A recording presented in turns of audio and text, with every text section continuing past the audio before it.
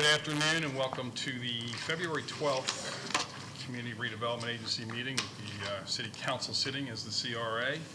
Let's start with, do we have an approval of the minutes from the January 16th meeting? Move to approve the minutes. Second. All in favor? Aye. Opposed? Unanimous. Thank you.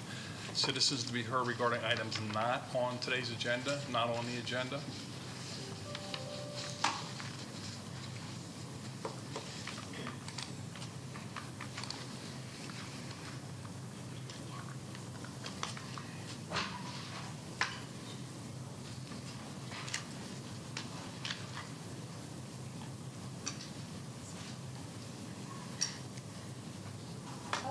I am here tonight, today, or I guess it's today, to talk about the Festival Core area in the Eastgate that was just recently built. This is a satellite image of it from Google Earth. You can see where it's concrete. That is actually the Festival Core area. This Festival Core was designed in 2017 and approved in 2017. And basically what it was is it's a marketplace that is supposed to be basically the core for the whole Eastgate area. All right, there's a street market, all right, that was built. There's this little area in Mercado, I'm not talking about that, I will talk about that later. But this whole outside perimeter is supposed to be closed off on weekends, and you're supposed to have street markets. Well, that was shut down, and you guys canceled it. And basically now we have a Cleveland street market about 5 blocks away, and that is to promote the Cleveland, Ohio people. And then we have the Imagine Clearwater down there at the bottom where you have Coachman Park and Market Marie. Well, this is the original one that was started back in 2012 and 2017, and it has disappeared from existence. Nobody will even acknowledge that it was built. So here again, here's the plans. You see a street market area out there. The Hispanic group tried to rent it out for their, I don't know, Christmas and stuff. And they were told it didn't exist by Mr. Delk and Art Crater, also known as Artie. All right, this is what my whole, forever has been waiting for, and it's built. Listen, it's supposed to be really nice. It's a street anticipated to provide much of this. A unique sense of place will be created with a destination marketplace and festival core along Cleveland and Gulf to Bay Boulevard that will foster multicultural gatherings, and Stevenson's Creek will be improved. And it sounds like a great thing. That's why I bought my house. That's why I opened a bicycle shop, was because of these kind of plans. If I just wanted to live in I would have gone someplace else. You think I like living in a blighted community with prostitutes and drug dealers everywhere? That's the only thing I've seen for 15 years. And now this thing is finally built, and people like you will not let it be. You were at those meetings, Lena, and you would not let us have a community meeting. You said there was some state law, okay? This is out of control. The CRA has just been wiped out. You guys are planning to spend almost $1 million on an umbrella structure that it's not even rainproof, and no one's supposed to gather underneath it. I'll talk about that in a second. Anyone else on items not on today's agenda? Okay, I want to officially welcome Mr. Nino to our new CRA director. I don't think he's been officially at a meeting before, so do you want to say a few words?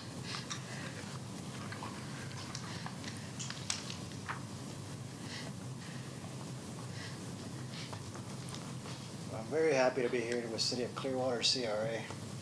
I don't have too much to say except that I'm already getting to work. I'm already starting to meet with the external and internal stakeholders to build those relationships, and I'm here to kind of serve the CRA board, CRA trustees, as you call them here, to kind of push the city's mission and vision forward in alignment with the CRA's mission and vision forward as well. I'm here to serve. Thank you. Welcome aboard. Thank you. Anybody have any questions for Mr. Neal while he's here? Oh, good. I'm sure there'll be some Thank you. as we go along. Welcome. Thank you. Okay, new business 4.1, please. Approve the Fourth Amendment to Agreement for Development and Purchase and Sale of Property between the Community Development Redevelopment Agency of the City of Clearwater and the City of Clearwater and Archway Clearwater Gardens, LLC, and authorize the appropriate officials to execute same.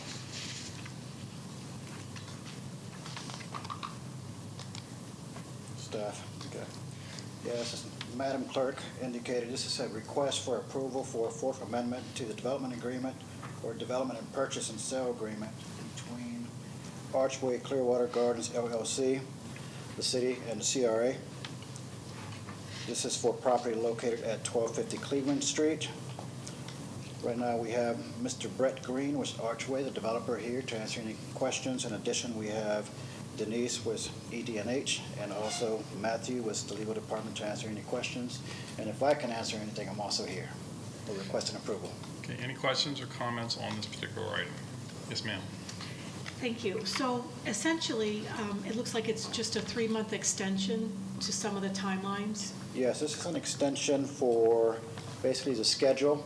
So this is a modification to actually the critical path of the project, and once you modify anything on that critical path, it moves the whole timeline basically out.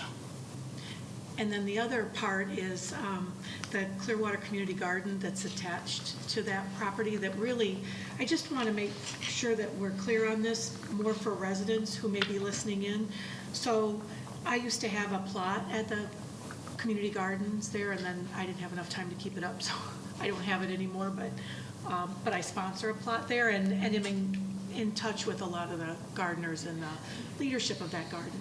And so that property, the community gardens, is the property of Archway, right? Yes. And so I just wanted to ask, because I know y'all are here with Archway, you know, it says we're committed to this is going to be a garden for the enjoyment of the public, as well as the residents who live at the new Archway development, right? And so I just wanted to know if you all have experience with any of your other properties that have a shared community kind of garden on your properties, and how do you envision working, you know, with them? Because, you know, there's going to be some angst, right? Like, we've got our garden, we run it this way, and here's our plots, and, you know, maybe 4 years, 5 years down the line, are the residents of, you know, your development going to be, are we going to start integrating people that live there and then people from the greater Clearwater community? Yeah, so totally understand the concern, and as we've said from, excuse me, from the beginning, the Clearwater Garden is there to stay, and that's going to be leased to, you know, the Clearwater entity that owns and operates it. So we'll actually not be in control of it. It'll continue to be operated by the Clearwater Community Gardens, Inc., I guess it is, the organization. And actually, there's a new lease that's going to be executed between that the CRA has and your council has negotiated with our limited involvement, just to make sure it meets all the financing requirements for our lenders and so forth. And that's actually negotiated and I think going to be executed very soon. That gives them an extensive time period.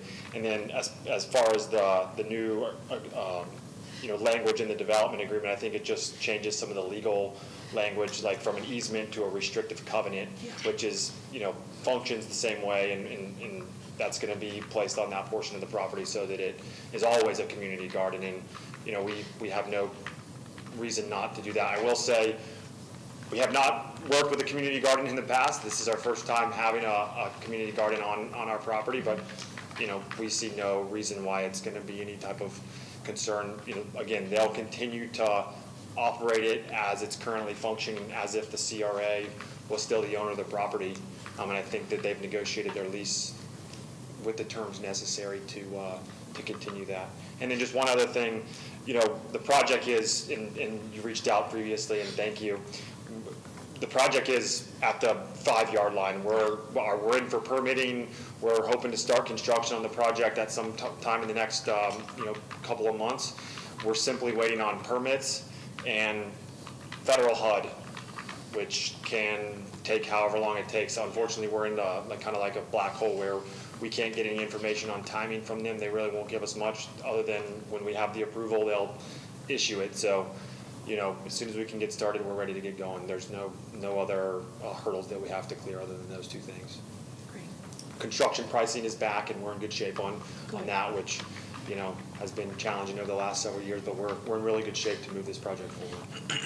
Okay. A couple of the, I think the way it's structured now is, there's a minimal cost for the community gardens to lease that from the city and operate it. One of the biggest costs are for reclaimed water to water the gardens. And so community garden needs to be reasonable for plot rental, so it's like $100 a year or something, and then, which can be a lot for some people. But then the water bill is what's the big challenging part for the people who operate that garden. Okay. So it'll be, there'll be some nuance and stuff to work that out, but Yeah.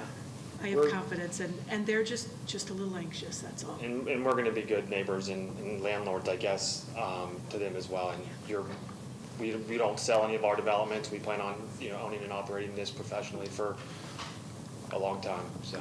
Thank you. Yep. Anything else on this? I'm incredibly excited that we're at this, so close to this actually starting. And I'm sure you'll be a good landlord to the garden. Good deal, thanks. And we look forward to having you all for the groundbreaking when that happens here shortly. That'll be great. Thank you. Thanks. Anyone want to speak to this?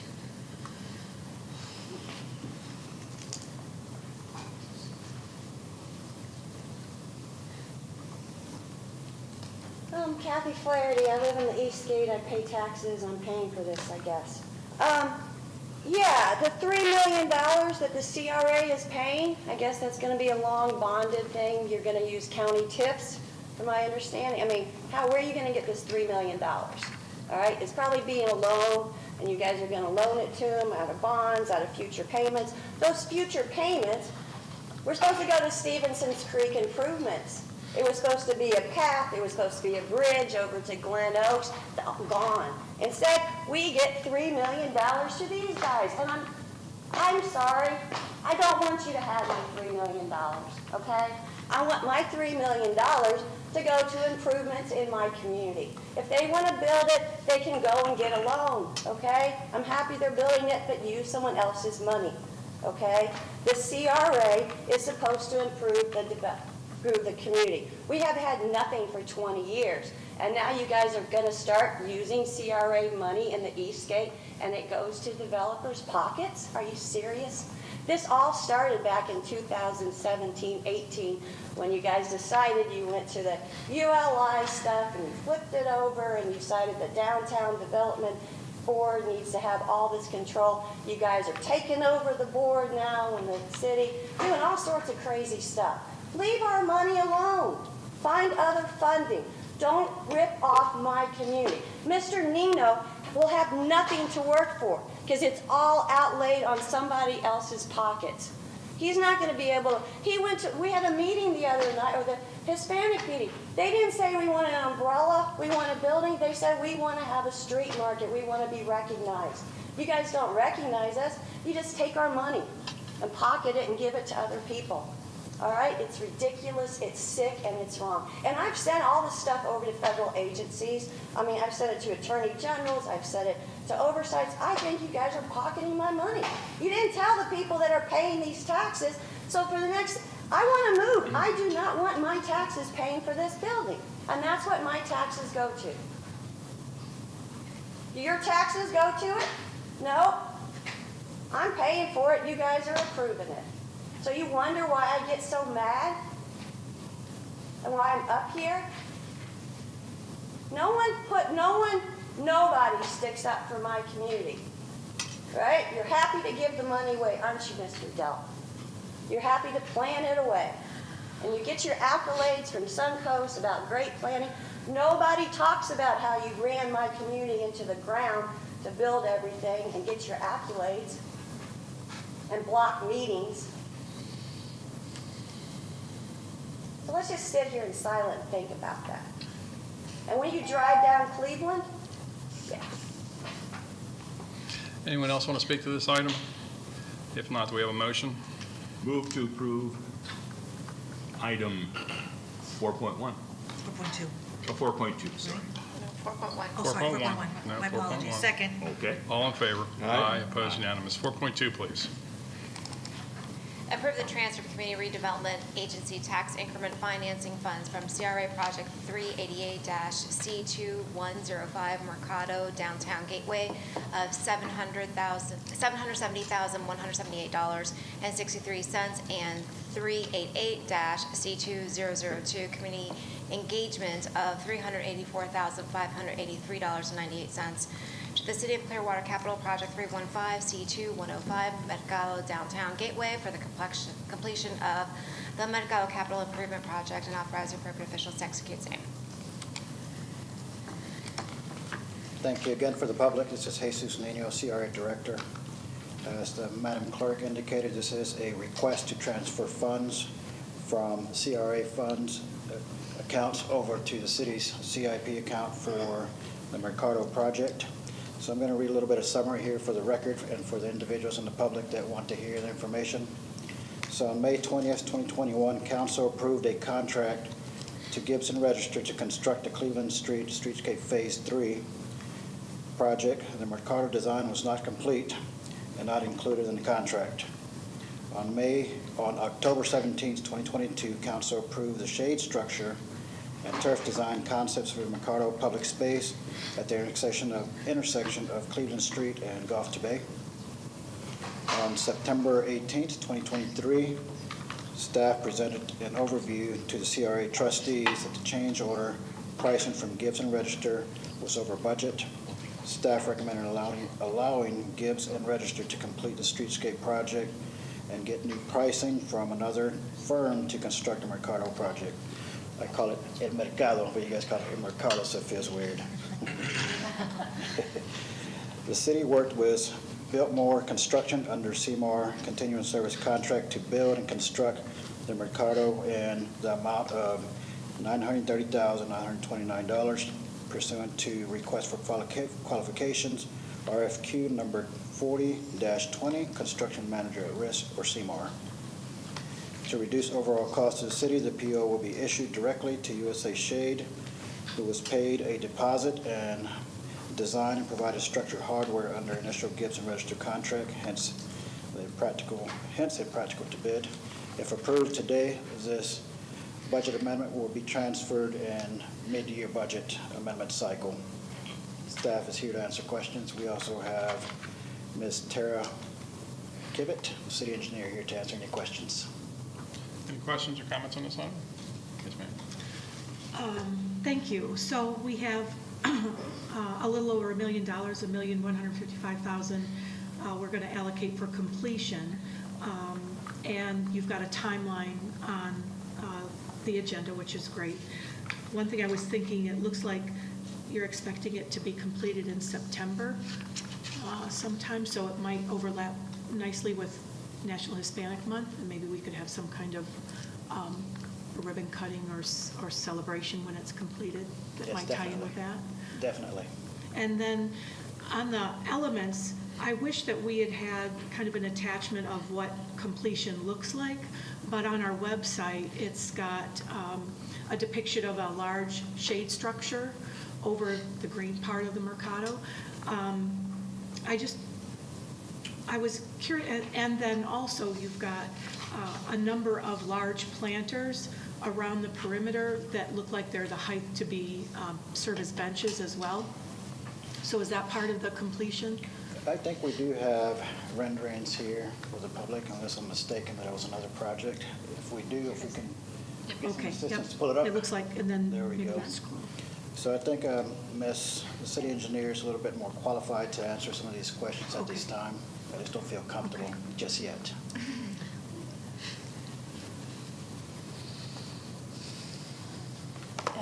Let's see if we can show this, bring it down. So yes, there's what we would call seat walls, kind of a little bit like the edge of a beach walk, so that you can sit along the edge of the There you go. planters. Yeah, that one. Yeah, and also along the, that would be the east side where we're doing a storage kind of building. You can sit over there too. So that's a nice aerial of it. Okay. It looks, to me, it looks wider on the drawing than it is on the street, but, you know, if we've got the proportions, that's fine, however it works out.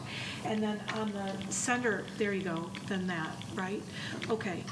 And so is the green, I think right now it's sod, correct? Correct. Is it going to remain natural grass, or is it, Yes, that's the plan. okay, I think they are considering some of the fake turf, but, okay. but right now it's, okay, real grass would be the preference. okay. It's And more of the a shade- maintenance okay. issue. And if it's natural grass, which is fine, then those shade structures, I can see where water can get in between, but it is pervious. Mhm. Okay, and then, though that's where the shade is, and again, if the sun's right at 12 o'clock, but we don't have planned seating under the shade. The seating is really around the perimeter of that shade structure. Correct. Okay. Anything else on this item? Yes, sir. I'm glad to see this thing finally happen. I know we've had some setbacks, but we've been talking about it a long time. And, you know, it's starting to really look nice up there. This is going to be nice to finish it off and actually have some of those events that Ms. Flaherty was talking about. I'm sure we'll have plenty of those when we get finished. But looking forward to seeing it done. Okay. Anything else?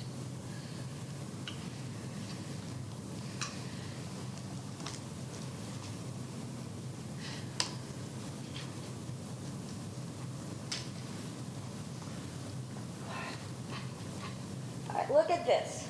That's a good picture. Yeah, this is the space. This is the actual space. It's not that big. So I don't know where this giant blue umbrella is going to go. Nobody wants a giant blue umbrella for $1 million. They want, and Art Crater says there's not really, you said there's no purpose for this spot. Excuse me, his name is Cater, not Crater, okay? It's Art Cater, K-A-D-E-R. I want my time back. Okay, so Okay. Art said that it's not going to be used for anything. You said it's not. You in the email say that it's not, its purpose isn't really for anything. There's no Hispanic influence in this. I mean, what exactly are you guys going to do in this space? I mean, you're putting $1 million umbrella. I mean, no one wants it. All we want to do down there is have parties. We have the space to have parties. You put some food trucks there. You guys have parties down on the green at Coachman. Why can't we just have grass? Why do we need $1 million umbrella? Nobody wants $1 million umbrella.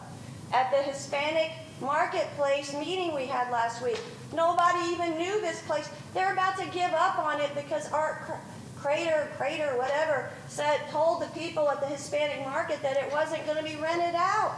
They're not even going to try anymore. So I don't think, Mr. Albrecht, we're going to have any parties. You guys wiped that out.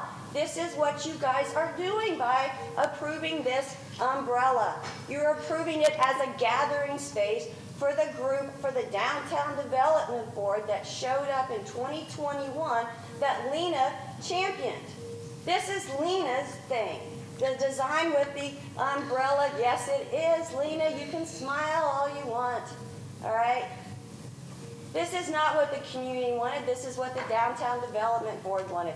They killed this project so they could have Market Marie downtown, so they could have the Cleveland Street Market down at the, whatever it is, the Nolan or whatever, and we got nothing. But you know what? You guys messed up, and you guys actually built the Festival Core area and the street market. You didn't know about that, did you, Mr. Duck? That sort of got built on the side. And now it's there, and you don't know what to do. I mean, how dare you do this to my community? Seriously. Seriously. And then, if you approve this, you guys are acknowledging and okay everything they've done to my community. Postpone this for 2 weeks. Get a new crew in here. Let Mr. Nino go down there and see what's built. See what he can work with. You're throwing him under the bus. All right? Stop this. Anyone else want to speak to this item? If not, do we have a motion? Motion to approve 4.2. Second? All in favor? Aye. Opposed? Unanimous. Thank you. 4.3, please. Approve a business lease contract between the Community Redevelopment Agency and the Clearwater Community Gardens, Inc. for a community garden at 1277 Grove Street to establish a new lease for the community garden and authorize the appropriate officials to execute same. Thank you again. Jesus Nino, CRA Director for City of Clearwater Community Redevelopment Agency. The purpose of this request is to enter a new lease with the Clearwater Community Garden, Inc. for a period of 1 year with 2 one-year renewals. The Clearwater Community Garden and the Clearwater Community Redevelopment Agency entered a 3-year lease in 2015 for a community garden in the downtown Gateway neighborhood. The Clearwater Community Garden Group established and has maintained the community garden on Grove Street since April 2015. At the February 2020 CRA meeting, the board approved a 1-year lease with a 1-year renewal. The lease of the community garden is tied to the development agreement of Archway Gardens at 1250 Cleveland Street. At the time of closing, the lease will be assigned to the Archway Gardens LLC. With that, staff is recommending approval, and we have Mr. Brett Green here, in addition, here in the audience to answer any questions, and staff here as well to answer questions. Thank you. Any questions or comments? No? Okay. Do we have a motion? Motion to approve agenda item 4.3. Second? All in favor? Aye. Opposed? Unanimous. Thank you. So there's been many things said by Mrs. Flaherty, who unfortunately left. I'm sure she'll be watching this, so anyone want to clarify some of, or respond to some of those comments? It amazes me how she is the self-appointed leader of the Hispanic community in Clearwater and the spokesperson. I never knew that. It's amazing. But anyway. I would like to say something. I've been up here for 2 years, and Ms. Flaherty has emailed me more in a month than all 119,000 citizens need 2 years. Her ability to get the facts wrong impresses me. She accuses me of things in years where I was not even active. And it's getting tiresome. I've turned the other cheek for 2 years, but at this point, you know, she obviously is not understanding that I do not respond to abuse. I do not respond to half-truths, but this is getting tiresome because the things that she says are not true about our staff and about everybody up here. We are all doing the best we can. We're all transparent. And at some point, somebody has to say, enough is enough. These are absolute lies. And I'm just getting tired of it. Anyone else? Yes. I just wanted to point out that, people love the redesigned Coachman Park. But the one complaint they have is there's not enough shade. And we're waiting for those trees to come in and help with that. But here we're approving shade for this place where we do want to have events, where we do want to bring in the food trucks. And, I don't think it's a waste of money to be doing that and creating something that gives it a look that will catch people's eyes and go, oh, there's something there more than just a corner. Good points. And it's amazing, again, that she says no one wants this. Have we heard no one wants this? I agree with you, Mayor Ungst. I mean, I have constant communications with the Spanish outreach community. They don't know who Ms. Flaherty is. And they have quite clearly told me she does not speak for the Hispanic community. So this is troublesome. All these accusations. It's just very unnerving. Thank you. Anyone else? Mr. Duff, do you want to add? A couple of comments, and I'm on the border of losing my throat here, I think, or losing my voice due to a sore throat. But a couple of things. One is the housing funds that's a state, local, county partnership. Those funds are doing exactly what they're intended to do, which is create affordable housing. And I'm speaking here to the community and those who might be listening more than anyone, because I want to correct a couple of those things. We're going to do exactly with the Mercado what we worked with the community and designed it to do. Nothing less. We worked with the community to design the shade structures, the design of the space, And that's why we're back here asking you for additional dollars. And I want to thank Tara and her group, because I think they were able to save us few $100,000 based on our earlier estimate to get to the point. But we're asking you for the dollars here because we are continuing to intend to build exactly what it was that we worked with the community to build. And I think the last thing I'll say is that there's references lately to we're allocating money here that we shouldn't be allocating it when we should be Stevenson Creek and the pathways. Well, there was an earlier foundational plan. One of the first ones that we did of the East Gateway in my tenure here, and one of the concepts in that plan was an enhanced Stevenson Creek with a pathway along it, and and it's a beautiful concept. I mean, frankly, I love it. It'd be a great asset. That has never become a capital project for the city. It's still out there. If we wanted to look at it in the future, we'd probably have to acquire additional real estate. So it would not be an easy lift. It's not one of those things that we could just, budget next year and go build it. It would be a long-term investment of both time and dollars. But that's where that conceptually came from. My main point being is that we're not taking dollars that were allocated to it and going and spending it somewhere else. Our dollars are going exactly where they were intended to go to complete the construction. And for this forgotten area, and I don't need to tell you, we spent tens of millions of dollars down there. I think we're already seeing economic benefits in the East Gateway community. It's a very entrepreneurial community, and we are going to support that through the CRA and our efforts long term. The last thing I'll say is that the Parks Department right now is working on an activation plan for the Mercado, the streets. Initially, we're going to propose twice a year doing a major street closure. And we're going to be looking at a much higher level activation rate for the Mercado space itself. None of those things are etched in stone. We can do more, we can do less, we can do what the community is comfortable and wants to work with us to do. But that's where we're going to develop a plan for what the space can accommodate fully so that we can kick that off. And hopefully, we should be able to complete, I think our goal for the construction is by summer. We want to finish this project as quickly as possible. So that's our objectives, and I just want to kind of get that out there, Mayor, and I appreciate the time. Thank you. Yes, sir. And I'd just like to point out that, what do we need most in the city? Affordable housing. And we're bringing people to live in this area who will go to our bike shop, eat at the restaurants. So I think this is all good that we're doing. Yes, ma'am.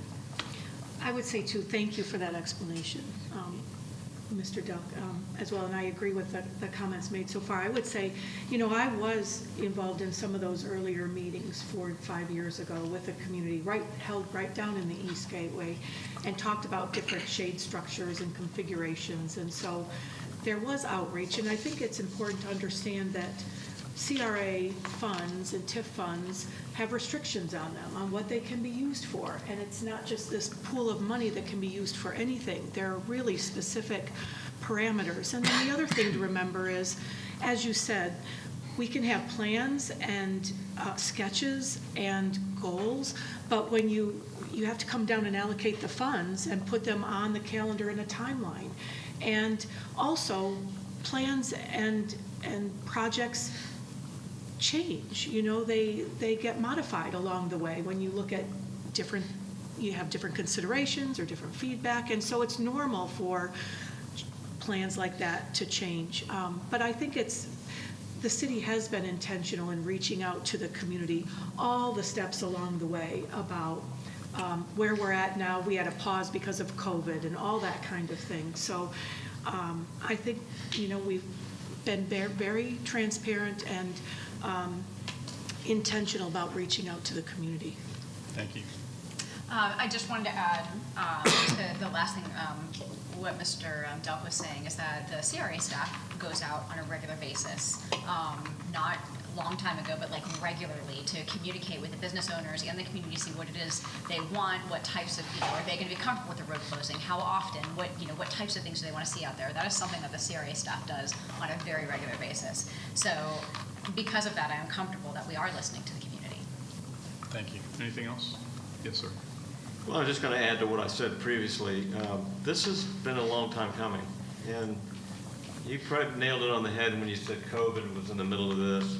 I remember approving the shade structures. They were a little bit different, but you know, the budget was there, and then we went through COVID, and the whole pricing thing exploded, and you know, we had to figure out how we were going to redesign this to fit the budget.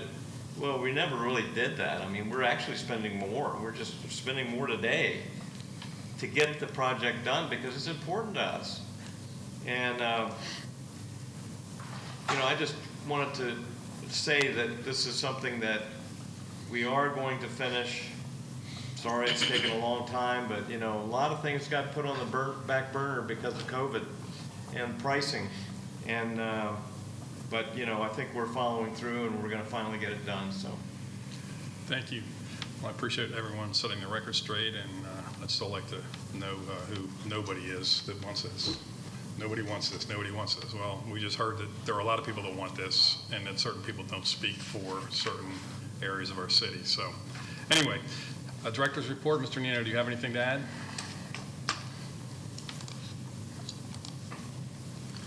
I don't have too much to add. This is, again, for the public, Jesus Nino, CRA Director. But I can say is that the way I operate, and also just speaking to the team that's here, which I'm part of the team now, is the name of the game is community stakeholder engagement. So we'll be doing that aggressively moving forward, just like they've already been doing. This is for the downtown, for the Gateway area, for the North Greenwood area. We can commit to you that we're going to be doing that aggressive stakeholder engagement and bring that feedback and to put it into our projects. But as far as update from the director, I am a member of the Florida Redevelopment Association. I'm a board of director. So this Friday, the city, thank you, Michael, for allowing me to attend that first of the year board director meeting over in Delray Beach, and I'll be there promoting the CRA from Clearwater. So I'm a cheerleader now. So anywhere I go, I will be that cheerleader for Clearwater and the CRA. And in addition to that, I just want to say that I have been doing stakeholder engagement already. Just this morning, I took a tour of the North Greenwood area with Miss Gloria Campbell. So we got in my car and we just drove around and looked at sites, talked about projects, talked about some of her ideas. Also just kind of just learned the Greenwood area. So that was a lot of fun. It lasted about an hour and a half. Then last week, I did attend a meeting over in the East Gateway area with the Hispanic community. Very good turnout, about 25, 30 individuals, and it was all in Spanish, but it was a good way for me to meet some of those individuals in that area, and I did make the commitment to them that I'm going to continue engaging them, but at the same time, I'm not just going to engage that area. I'm going to engage pretty much as many stakeholders as possible in both of the CRA areas. That's the update. Thank you. Anything for Mr. Nino? Any questions? Yes, ma'am. Yeah. Well, thank you. So how are you doing? You feeling good so far?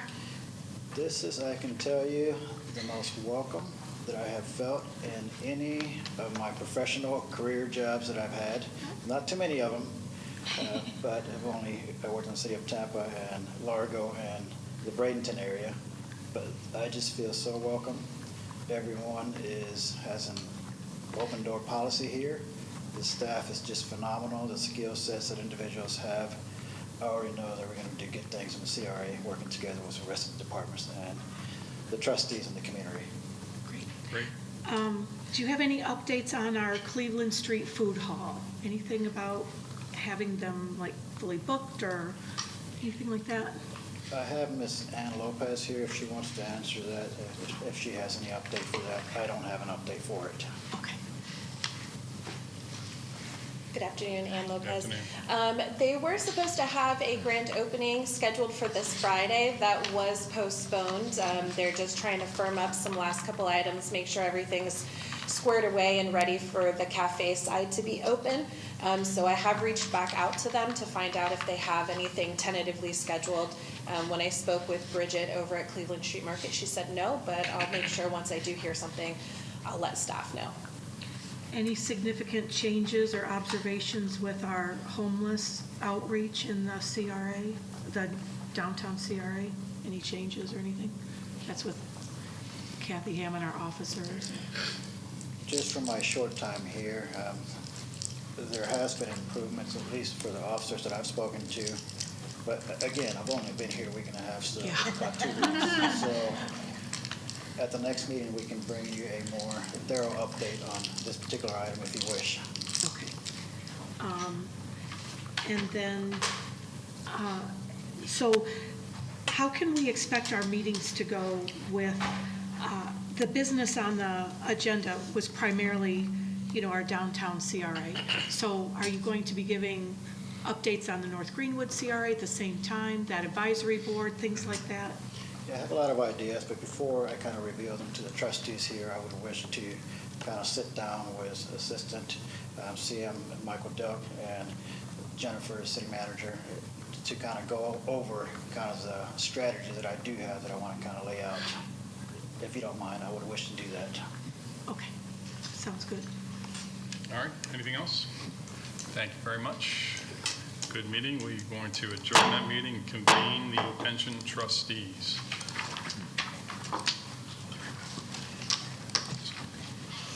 All right, we'll start with approval of the minutes. Do we have, Yeah, move to approve the minutes? Second. all in favor? Aye. Opposed? Unanimous. And now it's time for citizens to be heard regarding items not on the agenda. Anybody here wish to speak? Seeing none, let's move on to new business items. 4.1. Approve the new hires for acceptance into the pension plan as listed. Motion to approve agenda item 4.1. Second. All in favor? Aye. Aye. Opposed? Unanimous? Approved? 4.2.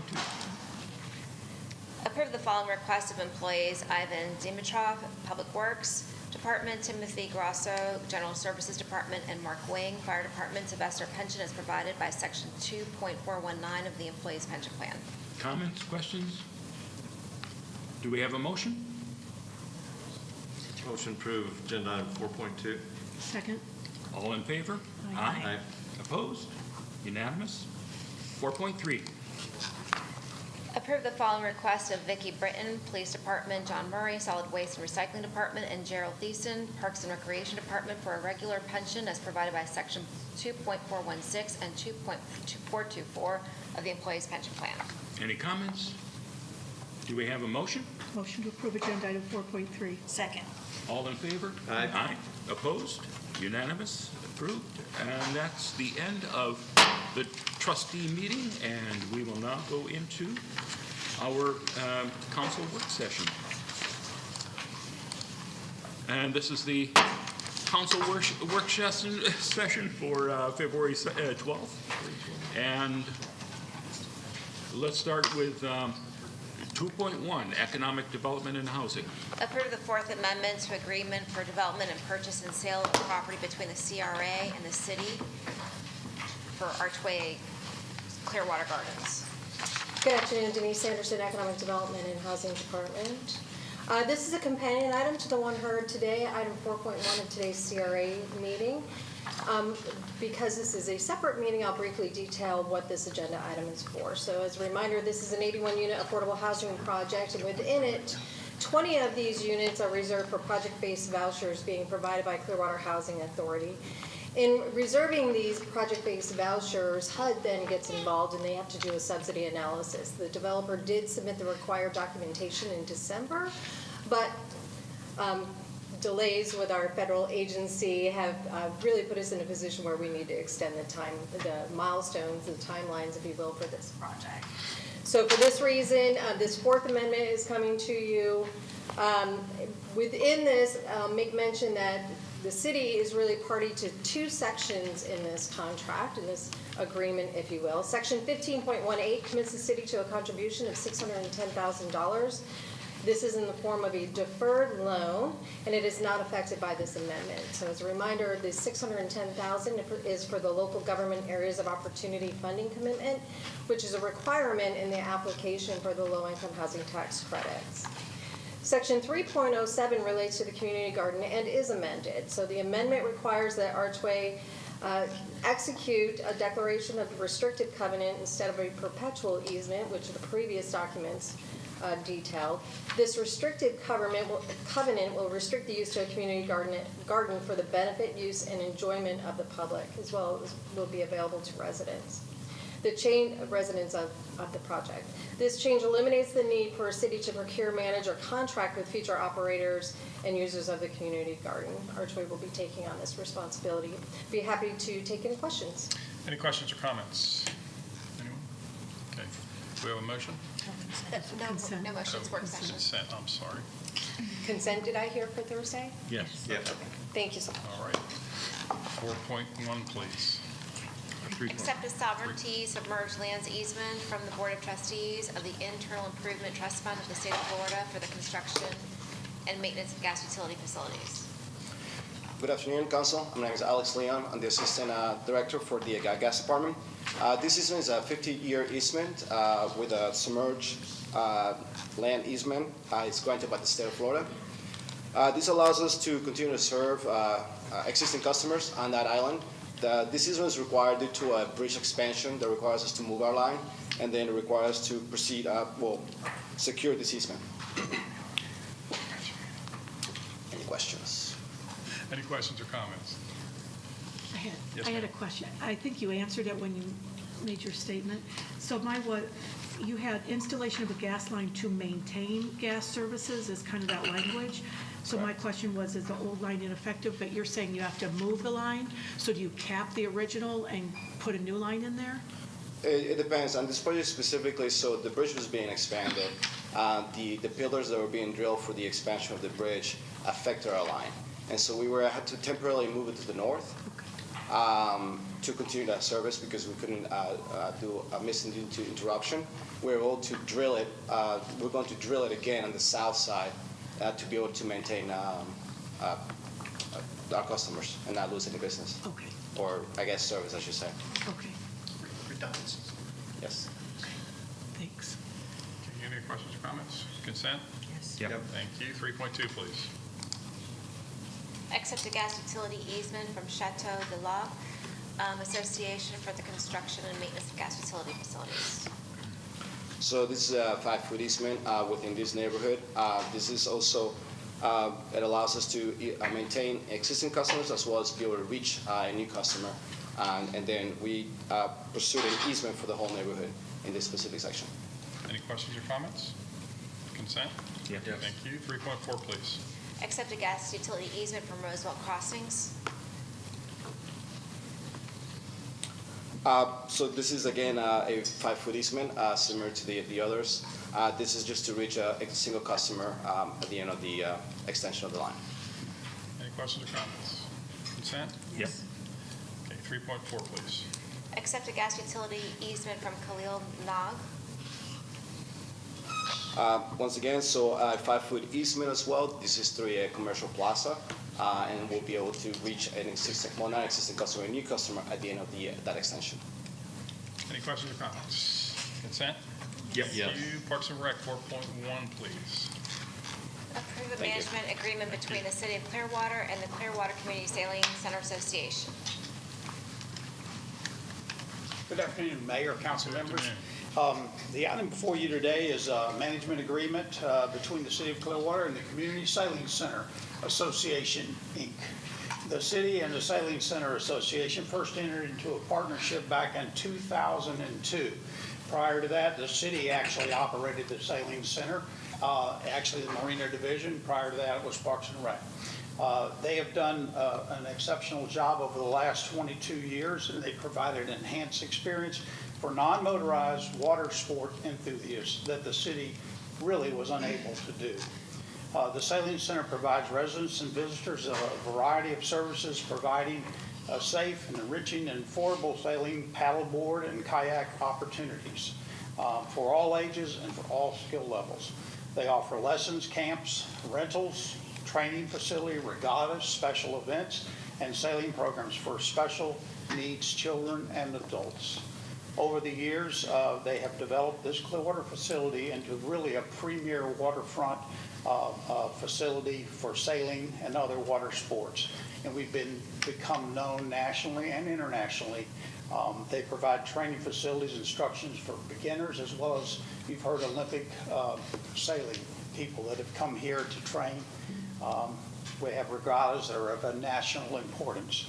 It's been a strong and long-lasting partnership, and staff's recommending approval of this agreement. I'm available to answer any of your questions. Any questions or comments? Yes, ma'am. Thank you, Art. I agree with you. I think the Sailing Center is a wonderful asset, and I love all the things, the options and opportunities and programs that are out there. I just had a couple of questions. So in the agenda item details, we don't have any details of the agreement or amendments since it started in 2002. So it's been here 22 years without any amendments or changes, or have we had changes along the way? Well, there have been changes along. We brought it back to the council. The last agreement was just for 5 years. Okay. And then this agreement here has some changes. The changes basically that are in this agreement versus what we've had before, there's an increase in the rent rate. It's very minor, but there is some of that. And there's also just some changes in wording and responsibilities, just a clearing of responsibilities of what they maintain and what the city is responsible for. Basically, we're responsible for the capital items, and all the other maintenance items they're responsible. Those are the two main changes than what we've had before. Okay. I was wondering about the rate, $2,000 a month. Like, what are they currently paying? So how much of it, is it a huge jump, or is it? No, they are a paying modest jump? approximately, I think it's $20,000 a year, so Okay. that's Just a about little. $1,800, something like that right now. And we have a 5% increase per year That is built in. 5%. Now, that is a change. It was based on CPI prior to that. Okay. Now it's 5% a year. Okay. And then what I found, when the attached business plan from them, Yes. they don't have $24,000 a year rent listed. They have different numbers, and I was wondering why. I would have to find that out. Yeah. I looked at that myself today, Yeah. just before the meeting, and I didn't see the rent payment in there that way, Yeah. but I'm sure that it is there. It is a cost that they have. Because I was just wondering, how they're making their money by, leasing out those facilities and all that stuff, and all that's fine. They're entitled to do that, but I wanted a handle on how much are they doing, because they also have fundraising down there. Are they operating just, by the skin of their teeth, or is this realistic? And then when I saw that rent, I'm like, well, that doesn't look like $24,000 a year with a 5% increase. Right. So maybe we can have some clarification for Thursday night. Okay, absolutely. I'll get clarification on that for you. Thanks. All right. Anything else on this? I agree, they do a terrific job, and especially with the program they have for handicapped folks, it's a great program. Consent on this, or do you want to talk about consent? Well, I think more details on Thursday. I'd like to know that information about That's the fine. rent. That's fine. I will certainly get that information to you. Okay. So, consent? I think Councilmember Beckman does not vote on Oh, okay. consent. All right, thank you. 5.1, Public Works, please. Vacate all prior recorded antiquated resolutions regarding the old City Hall property.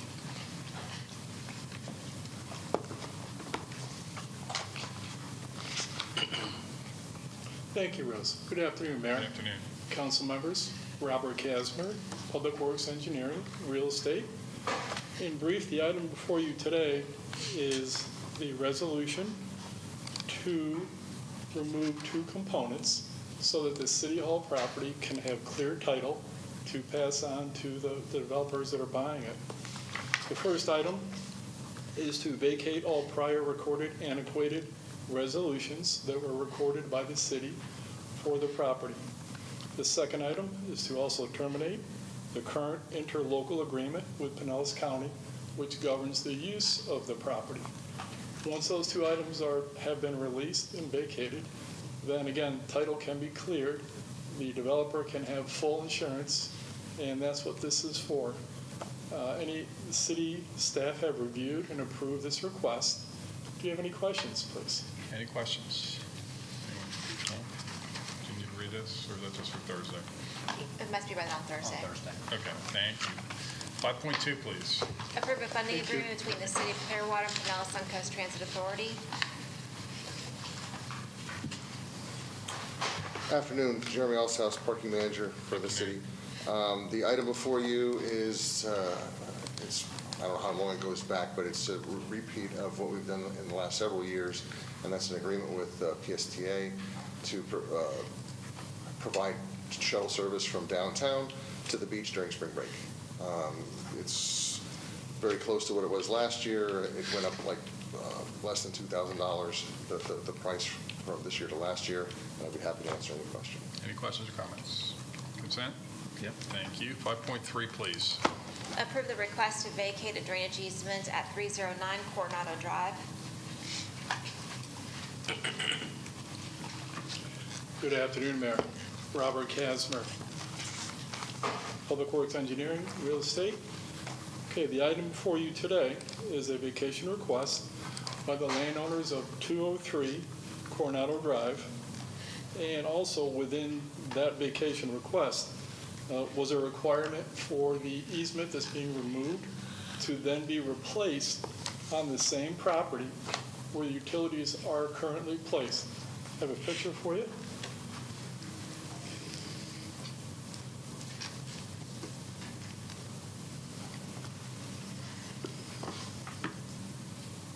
For whatever reason, the utilities were placed back in, I believe, 1982. I'm not sure if these were the same property owners at that time.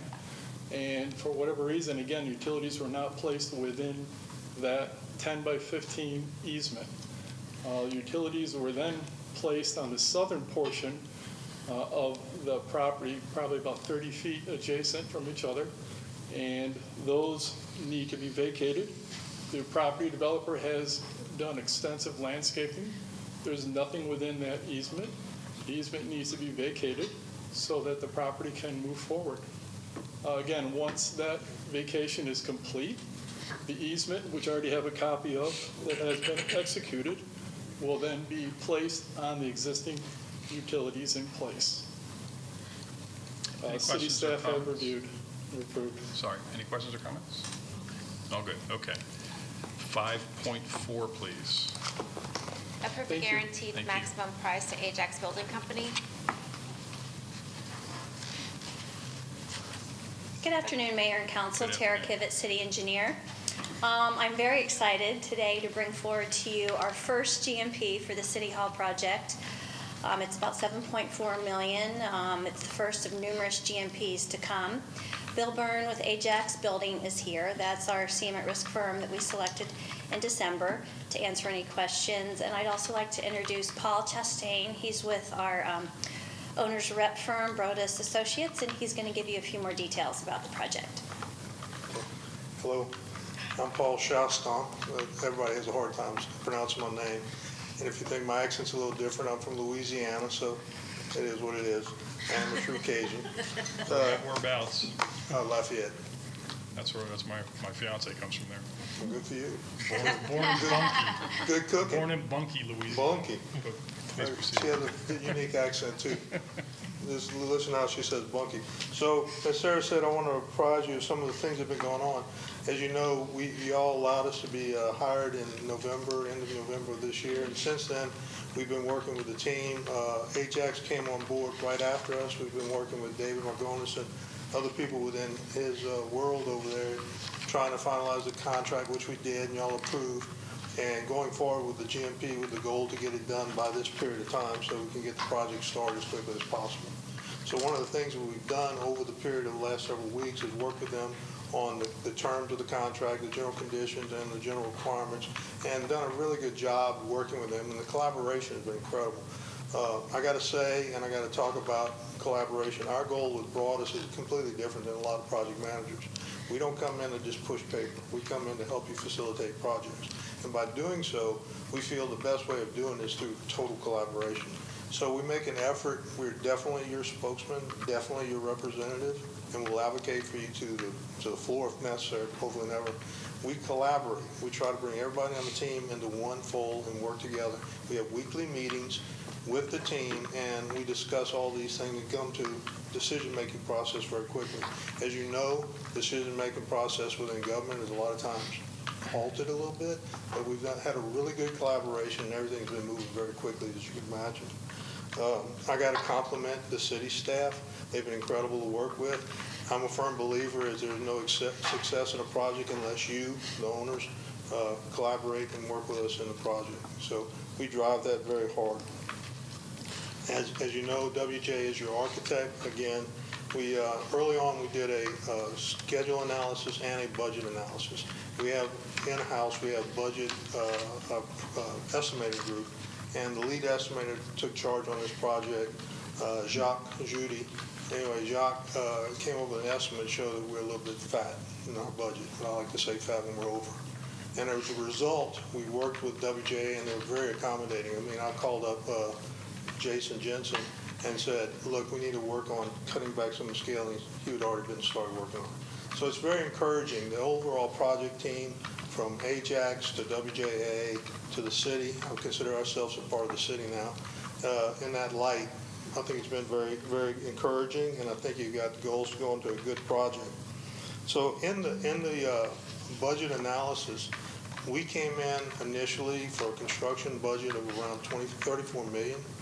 And since that time, we've cut back some of the space. We've really focused on not cutting office space as much as what we call grossing areas or burden factors. The areas like circulation and trying to right-size that kind of flow so that you don't lose the benefit of the space, you don't take it away from the staff. So anyway, we worked on that. And the other thing I think has really been encouraging, Jason has spent a lot of time, he's my counterpart, he works out of the office all the time here. Jason has spent a lot of time working directly with some of your user staff and some of the people that are going to be administrating and facilitating the facility, the services facility. As a result, I think we've come up with some pretty good solution working with the team. And again, with the guidance of having somebody like Bill Byrne with Ajax, helping with us, giving us value added, and that's the goal of a CMAR project anyway, is getting the value added from the contract team. So the other thing we worked on the budget was how much we have to cut. And right now we're in that stage. We've cut a sizable amount out of the building. I think more, and somewhere in there, we're down substantially to the point where we're in budget, able to build a building for the money you have available for the contract. So the first phase, as Tara suggested, is we're going to do multiple project deliveries. The first one is, this one is about $7.4 million, and it encompasses things like the site work, site utilities, early release packages, things that we need to order early because things like generators today take 28 to 20 months, 30 months, 20 months to 18 to 20 months, things like that. If you look at the schedule of the project with the intent to start construction, actual construction in end of June and work for 18 to 20 months, gets us into February. So if we didn't order these things now as a part of this package, you wouldn't be delivering when you want to deliver this project. The goal to move in around March of this year, 26. So if you have any questions, I think I've given you a pretty good gist of it. Anything else you want to ask me, I'm glad to help you. Thank you. I know we all appreciate the value engineering, so keep up the good work. Any other questions or comments at this point? I don't have any questions, but I do want to take a moment to say that from the day after we voted 4-1 to do this project, there were people who went on Fox News to say we're building a Taj Mahal to ourselves for $90 million. And that lie is still continuing throughout the community. And it should be made clear that this is a $31 million project, that we already had $30 million set aside for it for years and years and years since we left the old City Hall. And this is a responsible thing for this council to do. There were folks who were saying we should convert this library into City Hall. But we have some really amazing projects that we're trying to bring to the ground floor of this library that'll be great for the people who live here and for people who visit, that will help activate this park and this building. That's very exciting, and that's a much better use for this building than for us to have a beautiful office with a view of the water. So I think this is a good thing, a smart thing to do, and I'm glad we're getting on with it. Well, I think I'll remind everybody, there was a conversation earlier in one of the meetings, I think you brought up the situation of it being delayed. The project was delayed for several years, and how much it was more expensive it is today versus then. One of the things I want to impress y'all, and one of the efforts that we make is keeping people on track and trying to deliver projects on budget and on schedule. If anything we're going to do is accelerate the schedule. Our schedule analysis, they did a very good job of creating what I would call a conservative schedule. It's an incredibly compressed, well-organized schedule. But our analysis says that there are things called float that we talk about in our world. And what I try to impress people on a project of this size, when you lose a month in your schedule, you're talking about $200,000 in that range. So that goes away. That's lost money. And if you talk on a contract level, they're going to be charging you on an annual, monthly basis. We haven't figured out the final number yet, what it's going to be monthly, but it's going to be a sizable amount of money that goes directly to the contractor. So it behooves you and everybody to do as much good expedition of the project. Accelerating. Anyway, the bottom line is, that's one thing I'm going to try to keep in y'all's mind as we go forward, is that we got to keep moving as fast as we can. We cannot slow down, but we have to make it as a good, organized effort. Thank you. Anything else on this? Consent? Thank you. Thank you very much. Thank y'all. 5.5, please. Good being with you. Approve a guaranteed maximum price of Biltmore Construction. Thank you, Tara Kivett, City Engineer. This is a companion item to the CRA item that was discussed today at 1 o'clock. We have a GMP for Biltmore Construction to construct the Mercado in the amount of $930,000. So that's what we're asking for your approval today.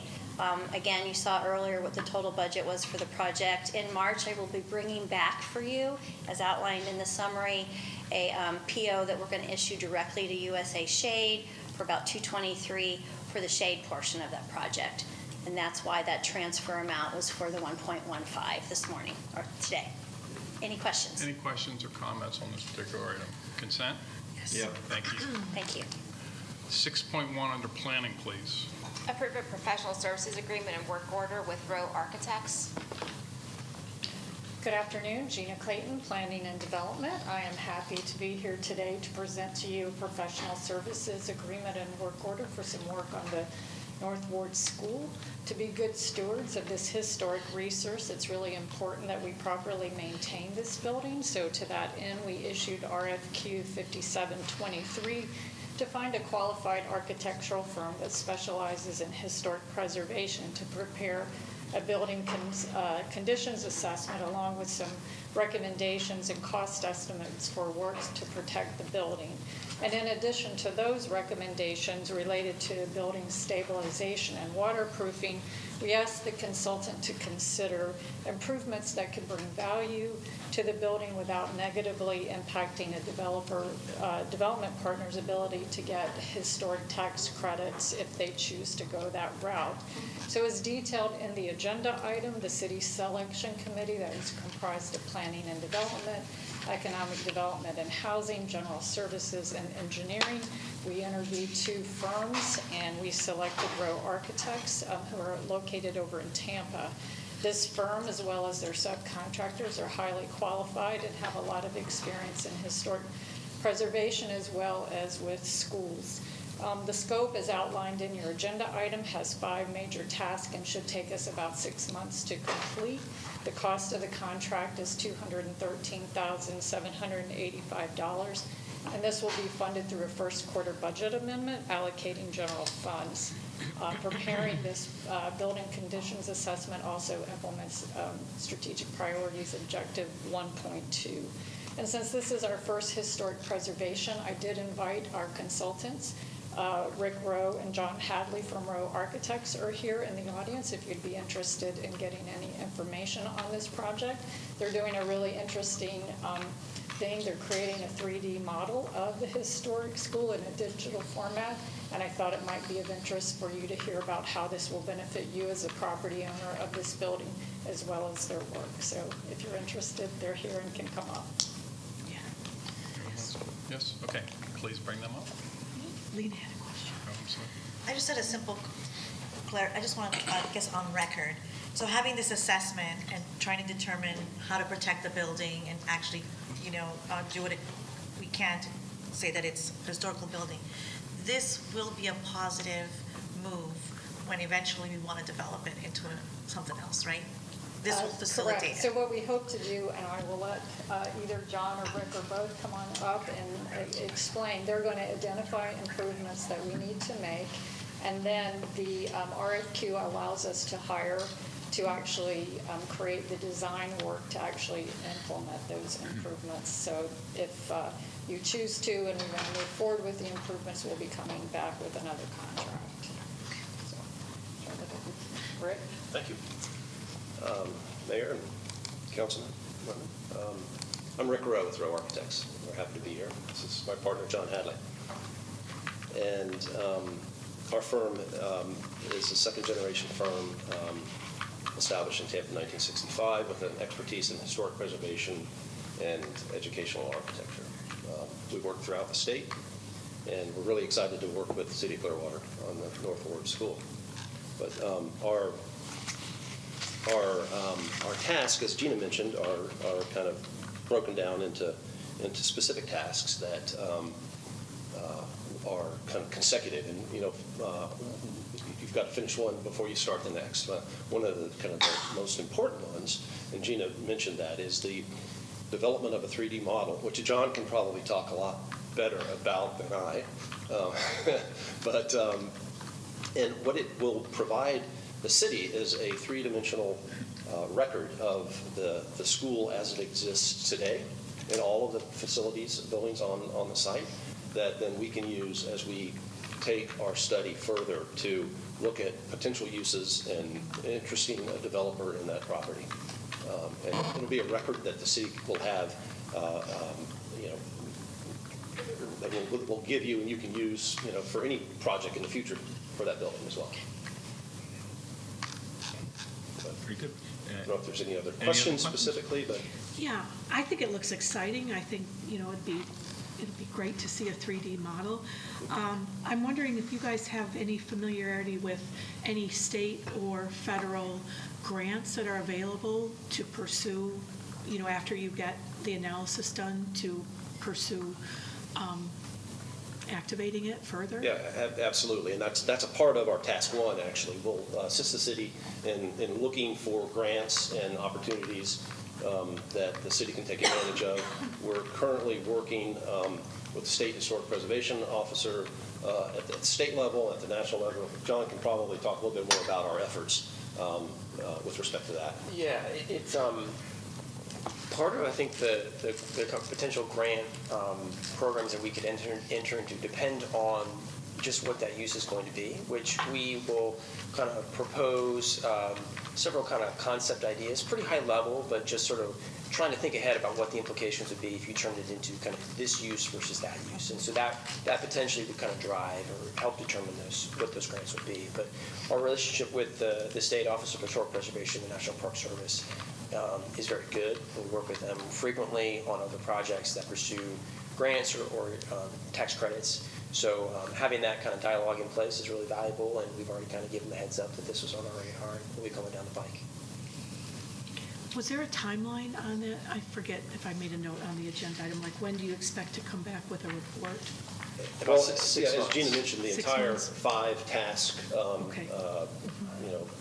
project is about a 6-month period. Any other questions or comments?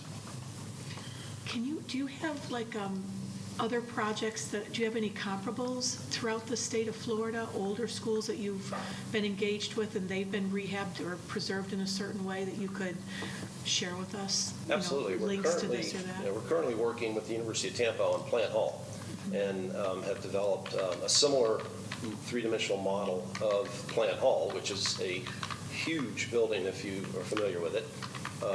And we're using that for a variety of different projects throughout Plant Hall, working very closely with the University of Tampa. But I'll jump in and add that the adaptive reuse of this school is exciting, and it's definitely pretty unique. I'd say that there isn't, I can't think of a really really close parallel project that we've done in the past. But I think it's a great idea, and we're really happy that the city is prioritizing the kind of preservation of that building and that piece of history. It's a wonderful old building. And it's in our CRA, so there's great, Right, and with ripple strong effects. community ties. too. Absolutely.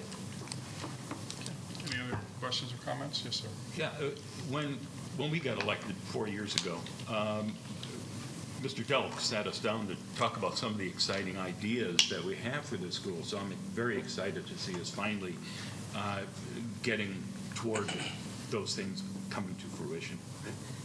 As are we. Well, thank you, Councilman, Vice Mayor. It's been too long, and as an owner of the property, we want to move towards the ability to create a capital project to make this property usable. I think as property owners, that's probably the best economic development-oriented thing we can do is to prepare the property for repurposing. So this is the first necessary step in leading us on that path. And I think right now we've spent probably around $100,000 to maintain this and not let it deteriorate. But empty buildings are big expenses. And so it's time that we really try to move deliberately with an end use, a purpose in mind. So this is an initial and critical first step. Thank you. Okay. Anything else? Thank you very much. Appreciate it. Thank you. Consent? Yes. All right, thank you. 6.2, please. Provide staff direction related to regulations permitting accessory dwelling units with certain zoning districts. Good afternoon, Dylan Prince, Plan Development. The Plan Development Department is preparing amendments to the city's Community Development Code, including the establishment of standards for accessory dwelling units. Today, we'd like to provide a brief introduction, generally defining what an accessory dwelling unit is, some of the benefits they can offer, as well as some of the common development standards that we have found researching communities across the state, locally, and across the country.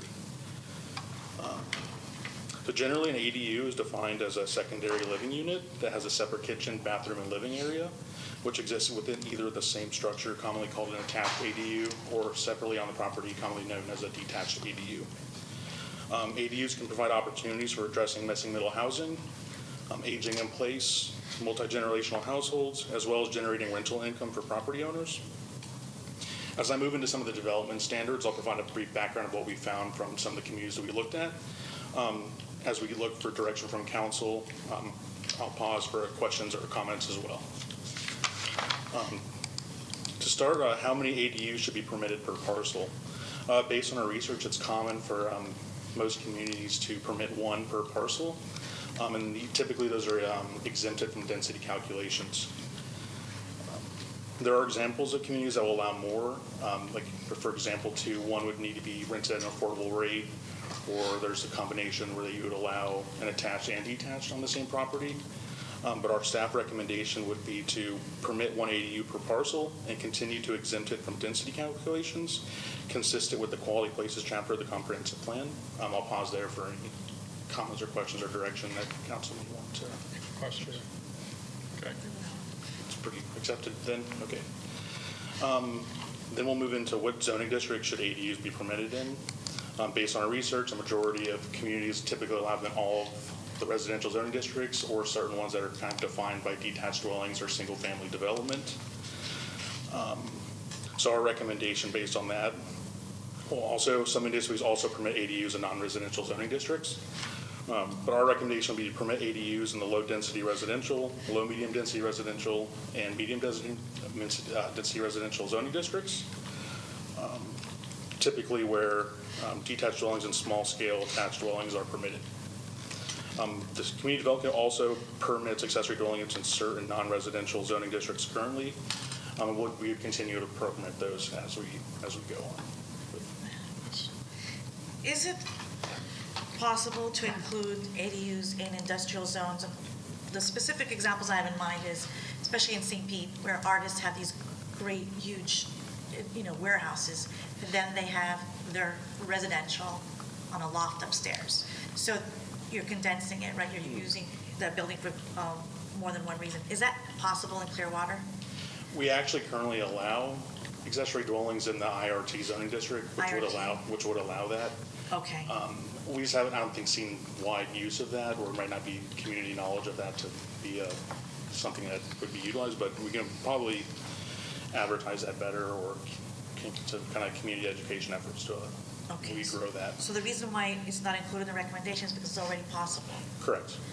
Okay, so I wasn't even aware of that, so maybe we can educate that. Okay. Anything else on this one? Okay. Well, on the whole thing or just that section? This Oh, section. yeah. This particular, yeah, no. I'm not in that much of a hurry. All right, next one, please. All right, so next we'll talk about how should lot size be regulated. Before we move on, I just want to make sure there's consensus to accept staff's recommendation. Yes. Oh, for all, Yeah. but we're not For all this of one, them, just this this section. one. He's going section by Okay, section, okay. and I just Section by want to make sure it's section. clear to Okay. council. Okay. Apparently, yes. Yeah. Okay, thank you. Next one, please. Okay. So lot size requirements for ADUs can vary depending on community characteristics. Based on the research of the 12 communities that we looked at, 7 regulate the minimum lot size for an ADU to be consistent with what's required for detached dwellings in the applicable zoning district. 3 set a minimum lot size for parcels to be eligible, so it's just a standard size, lot size. And 2 do not regulate size, which they would probably look more at setbacks and ISR to kind of dictate what the lot size should be, or how pretty much what an ADU would be constructed as. So our recommendation would be for the minimum lot size for ADUs to be subject to the requirements of the zoning district where a parcel is located. The 3 zoning districts identified by staff to permit ADUs all currently have lot size requirements that can range from 3,000 to 20,000 square feet, depending on the level of flexibility that would be requested. Staff does not propose any changes to what currently exists. However, it should be noted that the required minimum lot size will provide limitations on the type and size of ADU that could be constructed. Okay, questions or comments on this one? Yes, ma'am. I do. So I don't know if it falls under this one, how should lot size be regulated or what setback requirements, but I've observed in a number of our habitat homes or our workforce housing homes that have been built in Clearwater, and we don't have very many properties left, so it's not like I have 30 properties still out there yet to be developed, but a lot of them are these infills that are odd-shaped lots, and there have been a number of them that put a house there, a home there, with a lot of extra space on that property that I think it looks like an ADU could go there, an ADU could fit there. And part of the challenge with building an ADU there is that the person who qualifies for that, let's just use Habitat home, you're building that one home only. And so is there a way to think about building a home on a lot, a workforce home such as Habitat, on a lot in such a way that later on, maybe another nonprofit could come and work with that homeowner to build an ADU on that property. So like plan ahead, though he or she can't qualify to build an ADU at the same time they're deciding to place that home, we're thinking to the future about how another home could be placed on that property. Would that fit into one of these, your parameters that you're looking for guidance? Yeah, so I think what we're looking at is what would be allowed by the zoning district regard to size. Like there's like ISR setbacks. Like they would probably need to meet those setbacks. I don't think anything would preclude them from doing that. Okay. But I mean, they would just have to meet whatever regulations we put in place. So you could plan house one with some flexibility with the intent of I'm going to build an ADU within the next 5 years after this house is here. Yeah, as long as they could maybe accommodate with the regulations in mind, like what we're going to put into place, if they can plan for that, and let that space be open to meet the. Yes, I think they could be able to do that in theory. You think that would be feasible going forward? That we could do that as Yeah, we're building these one-offs around the city? Yeah, I think they would just have to meet the regulations. If they plan for that, I think they'd be able to do as long as they meet those standards. That's really would be on them to plan for that. Yeah. I mean, there's not going to be anything in our process that would require them to do that, but they would know what the requirements are so they could plan on that. So to put that home rather in the center of, they could put it on an edge, thinking, I'm going to give this property owner some options later on. Well, the main house is going to have to meet the setbacks of the district. And as long as they do that, they could strategically plan to place it in the best location. But that really would be in their court to plan for that. Okay, thanks. Okay, anything else on this one? Are we good with approving this recommendation? Yes. All right, thank you. Next one, please. Okay, next we're talking about setbacks. So what setback requirements should be applied to ADUs? Setbacks for ADUs can vary based on whether the unit is attached to the primary dwelling or the unit is detached.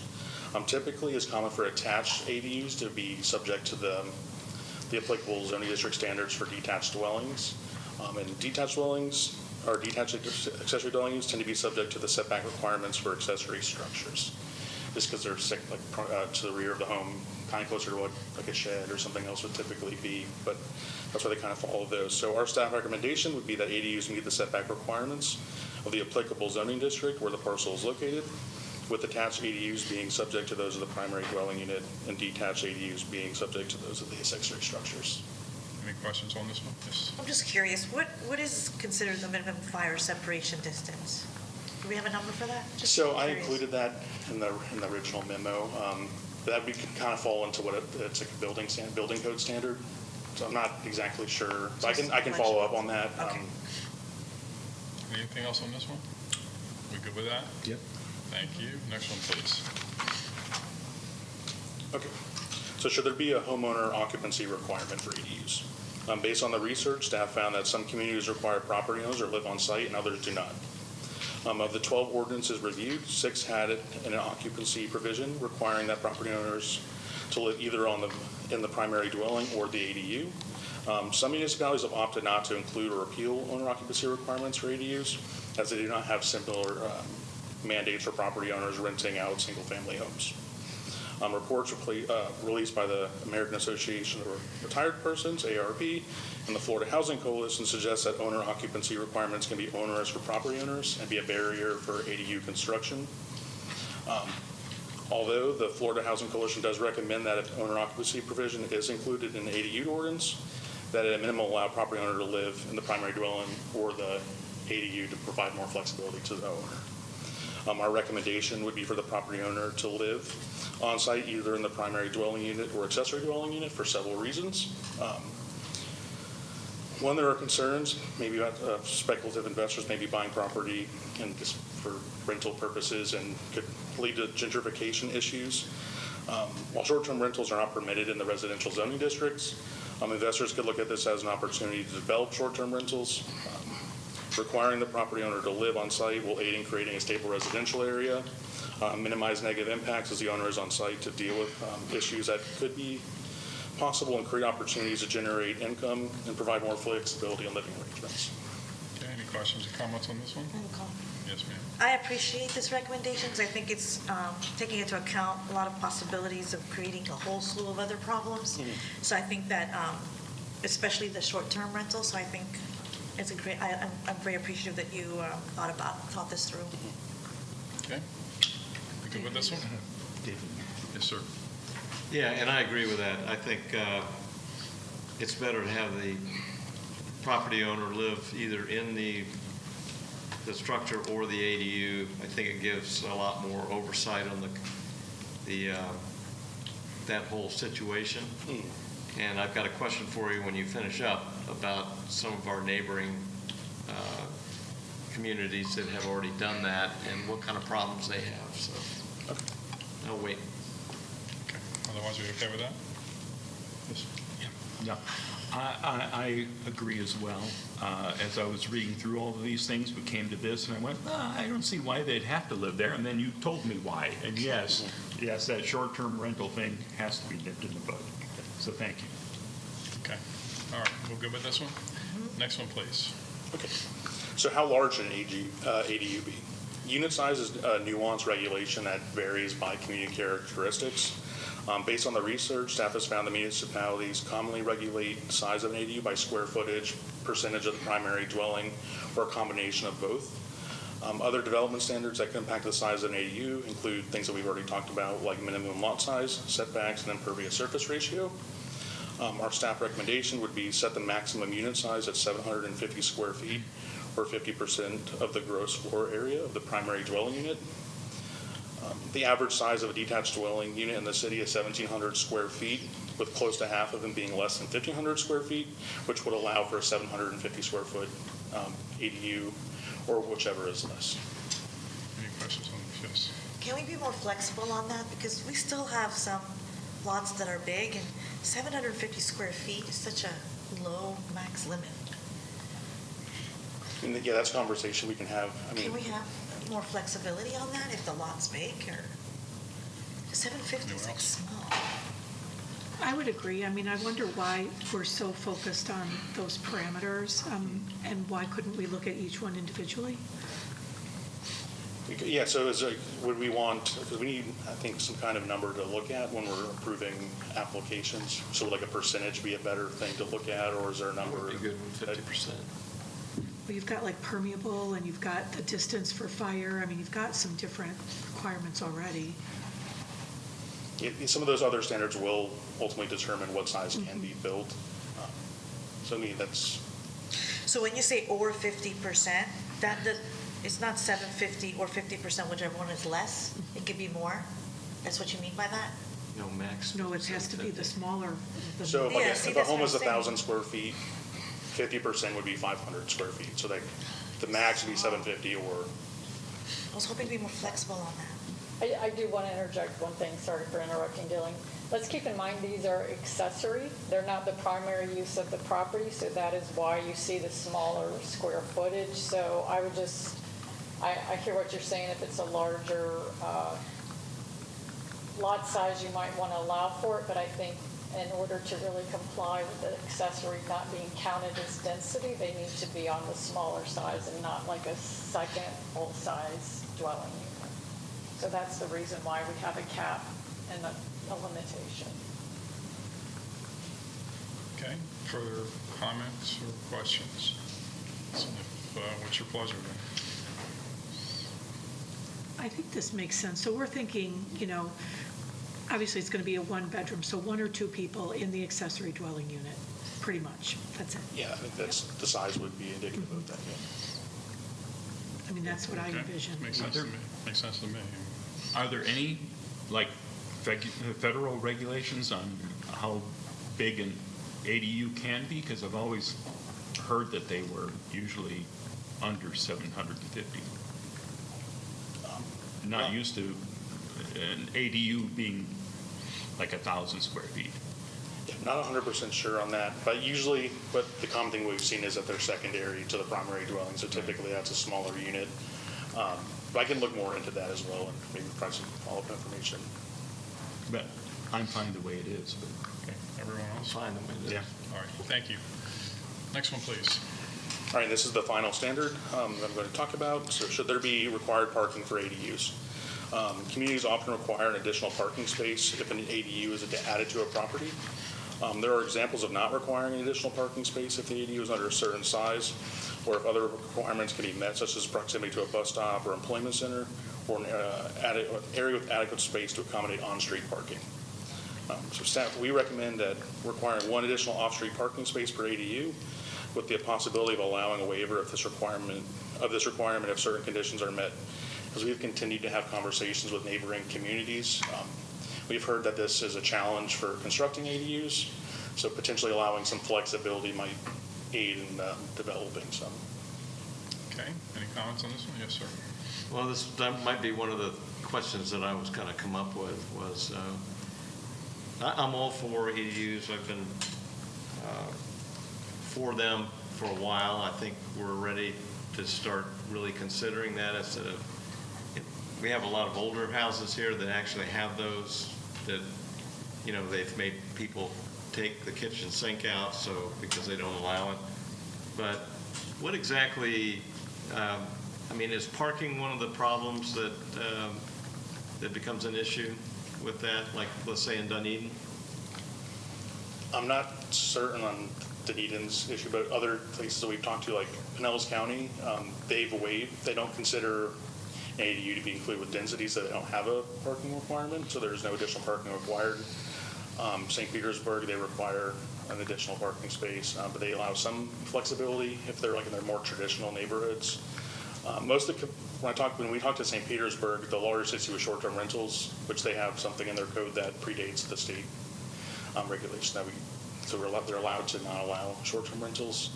So they work with like the community code enforcement division to kind of work on that. That's the kind of thing we've heard more than anything. But. Yes, ma'am. Can a waiver be given simply if the tenant says they don't require the parking spot? You know, there's those that use bikes or They don't have to have park. public transport or share. Can that be given simply if the tenant says, no, I don't need it? So I think right now what we're envisioning, or the intent would be, if the primary dwelling, which typically needs 2 parking spaces as a minimum standard, if they meet that requirement and there's available off-street space, because not every street is the same width. So that's what we're considering right now. I'm not sure if that's something else we would consider. I think we started thinking that we would like to have flexibility for parking, specifically if you have on-street parking, because it makes it very difficult with smaller lots to actually get an ADU on it if you have to have an additional parking when it's already tight.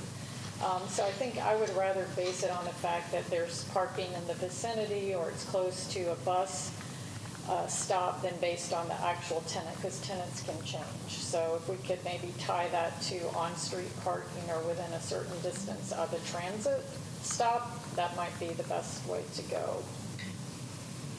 Okay. I had a question about that parking. It's like, you know, I appreciate allowing a waiver of this requirement if certain conditions are met, such as, and then you went on to the mass transit and bus stops and stuff, but what about the size of the parking, of the driveway of the primary residence? What if it can accommodate 4 cars or something like that? And why would I have to look at street parking if my 2-bedroom house has a really wide parking or driveway, and now I've got a little ADU in the back and it can accommodate 4 or 5 cars? So there are, I'm sure, driveways that might be able to accommodate more. We have specific, I don't have that information now, but I can look at, there's specific regulations of what defines what a parking spot is, by like length and width. Yeah. So if the driveway meets those standards, that would accommodate that extra parking space as well. So you wouldn't have to look on street, it would still be there. So I can tell you for a fact, your parking in your driveway, they just look at your property line, what it is from that property line to your garage or whatever. And you could have a big right-of-way, like your driveway could be really long. Mm-hmm. It's in the right-of-way, they don't consider that, at least the city. Is that correct, Gina? I'm not sure what you're saying. Can you say that again? In other words,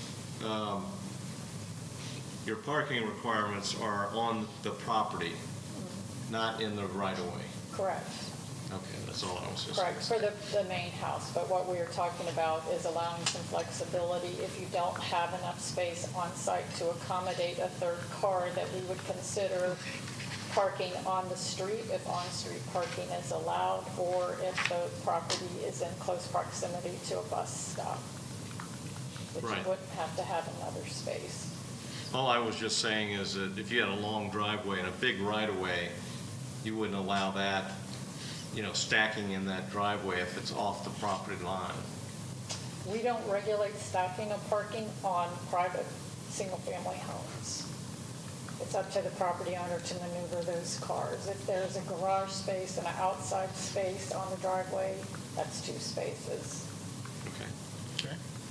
Because like in my townhome, so in our townhome, there's a cul-de-sac, our community, and some of us have a driveway that can accommodate, 4 or 6 cars, and some of us, it's just 2. And so I just wondered about, there are, throughout the city, there are different driveway configurations that can do that. The parking is the only issue that does concern me. I lived in Glendale, California for many years in an apartment, and no ADUs around there, but the apartments were so densely packed that many times you'd have to park blocks away to get there. Or oftentimes, I had a parking spot underneath the apartment, but people would actually park in our driveway so you couldn't get in. And I don't think we're going to have any situation that's going to be as horrible as that. But I don't want to create actual problems in the neighborhood when we're trying to solve some problems. But I do agree with your recommendation, though. Okay. Are we okay, good with the recommendation? Yeah. All right. Anything else? So from here, we'll take those comments for consideration while we're drafting code amendments, and we should be back in a few months to present a larger set of code amendments, including accessory dwelling units. Sounds good. Thank you very much. Good presentation. Information technology 7.1, please. Authorize purchase orders to multiple vendors for the purchase of computer parts, servers, and network equipment. Mayor Council, Dan Mayer, IT Director. This item is for technology purchases we have throughout the year. There are a large number of things that we need to do to keep existing infrastructure up to snuff or replacement. And we never know when we're going to go over a threshold, so we're asking for this approval in advance to be able to respond quickly to specific needs across the organization. Okay. Any questions or comments on this item? Consent? Thank you very much. 7.2, please. Authorize an increase to current purchase orders with the State of Florida Department of Management Services for SONCOM services. Mayor and Council, this is an item I was hoping we could do away with this year, but we still have a huge number of alarm lines as well as long-distance requirements. Our upgrade to our phone system only touches about half of our total sites that have phone service because we have a number of sites that are not directly on the network. And we have to maintain those phone services for emergency purposes. So that's what this is. Any questions or comments on this item? Consent? Yep. Thank you. 7.3, please. Authorize an increase in the current purchase order with APG Electric.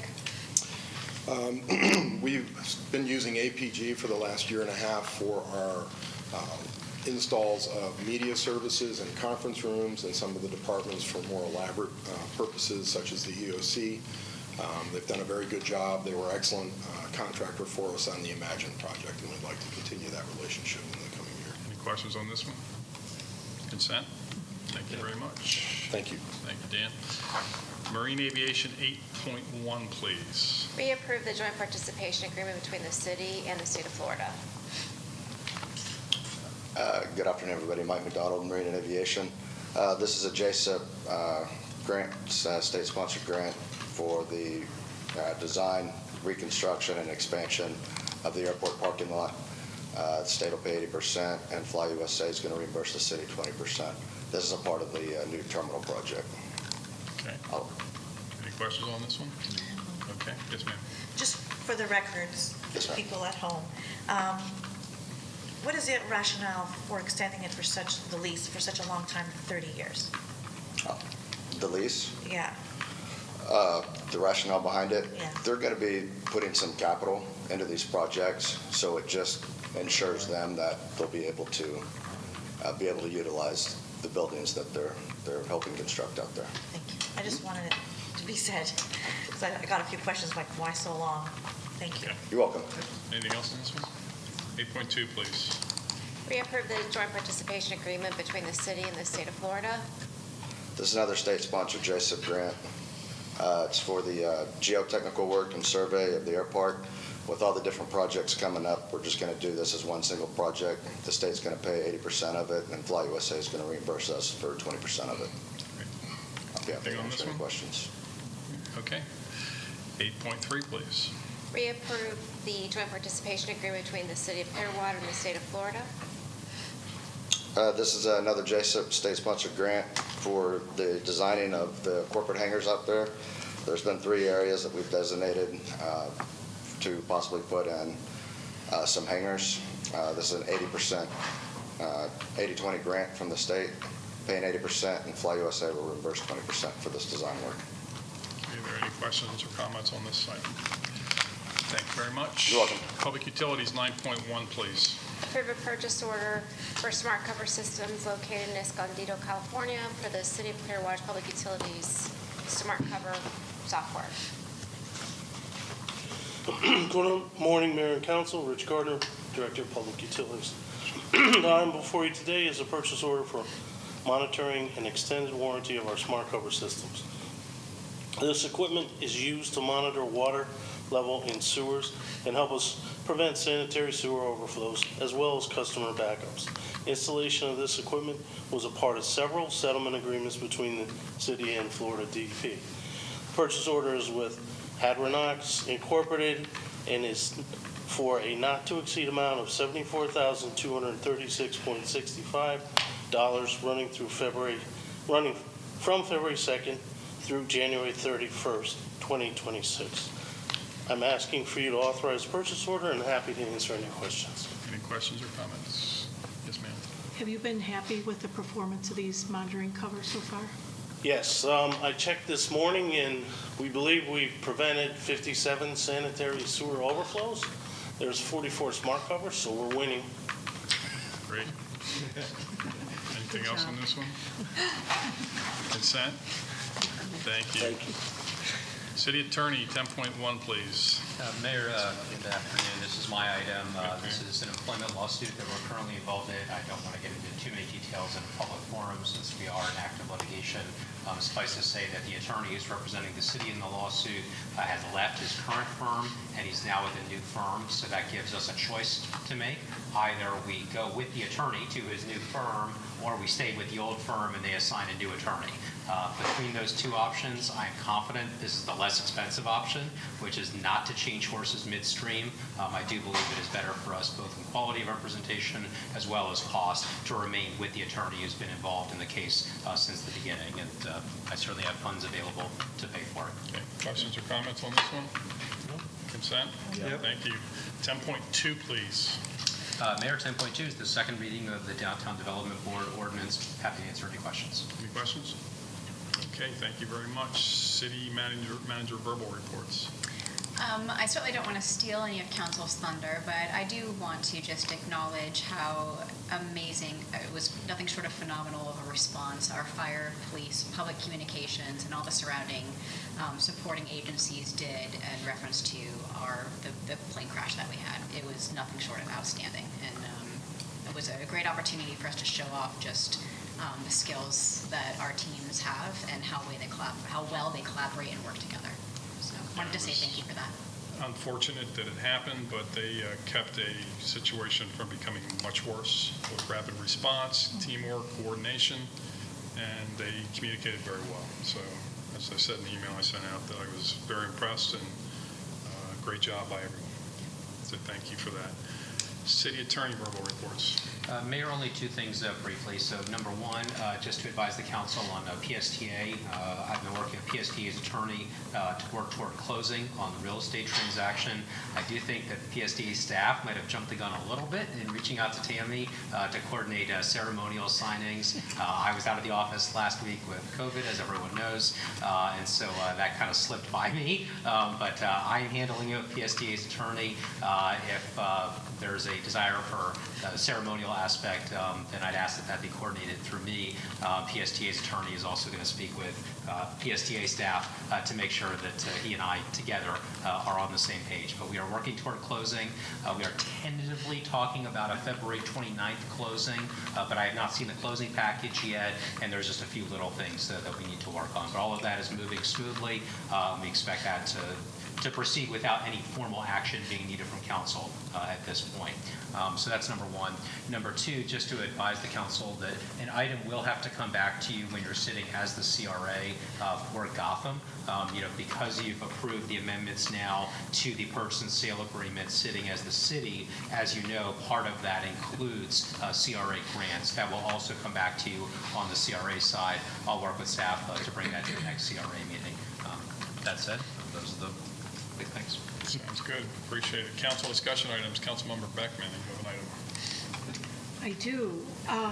Okay, so we had agreed late last year at our evaluations of the city manager and city attorney that we would ask them to suggest annual measurable goals, like SMART goals.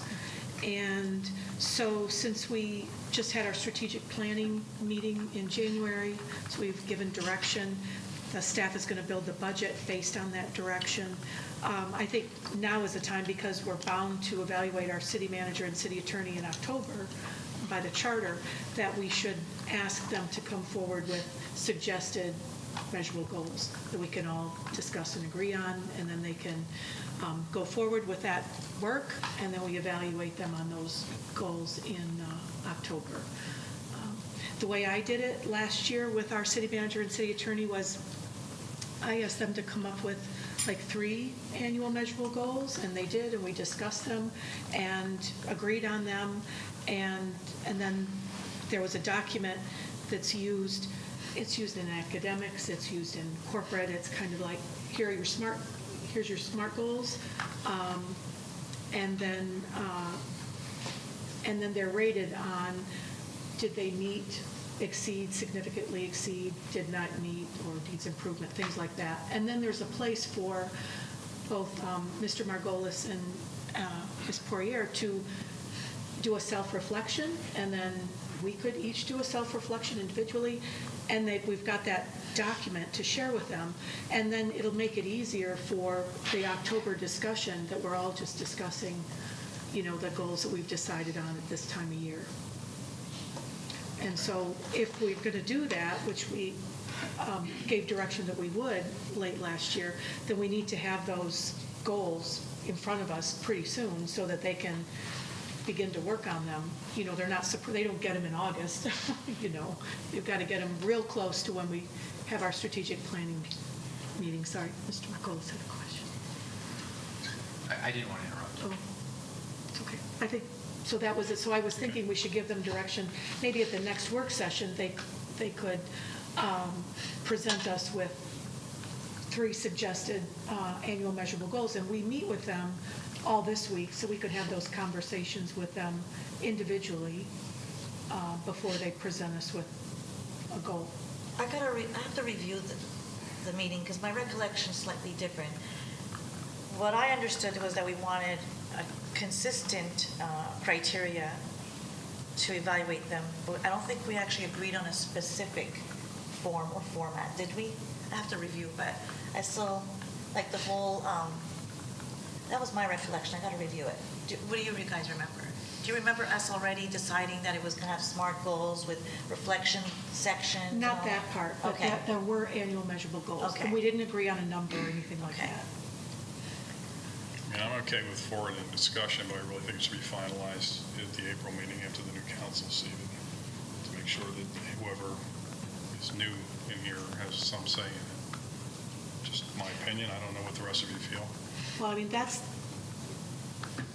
reasonable. However, we've given our staff and leadership direction at our strategic planning meeting in January, and that's what our budget is being built on. And so our budget is being built on those goals and priorities that we gave direction on in January. And then to switch it in April, as staff's been working on that work for a number of months.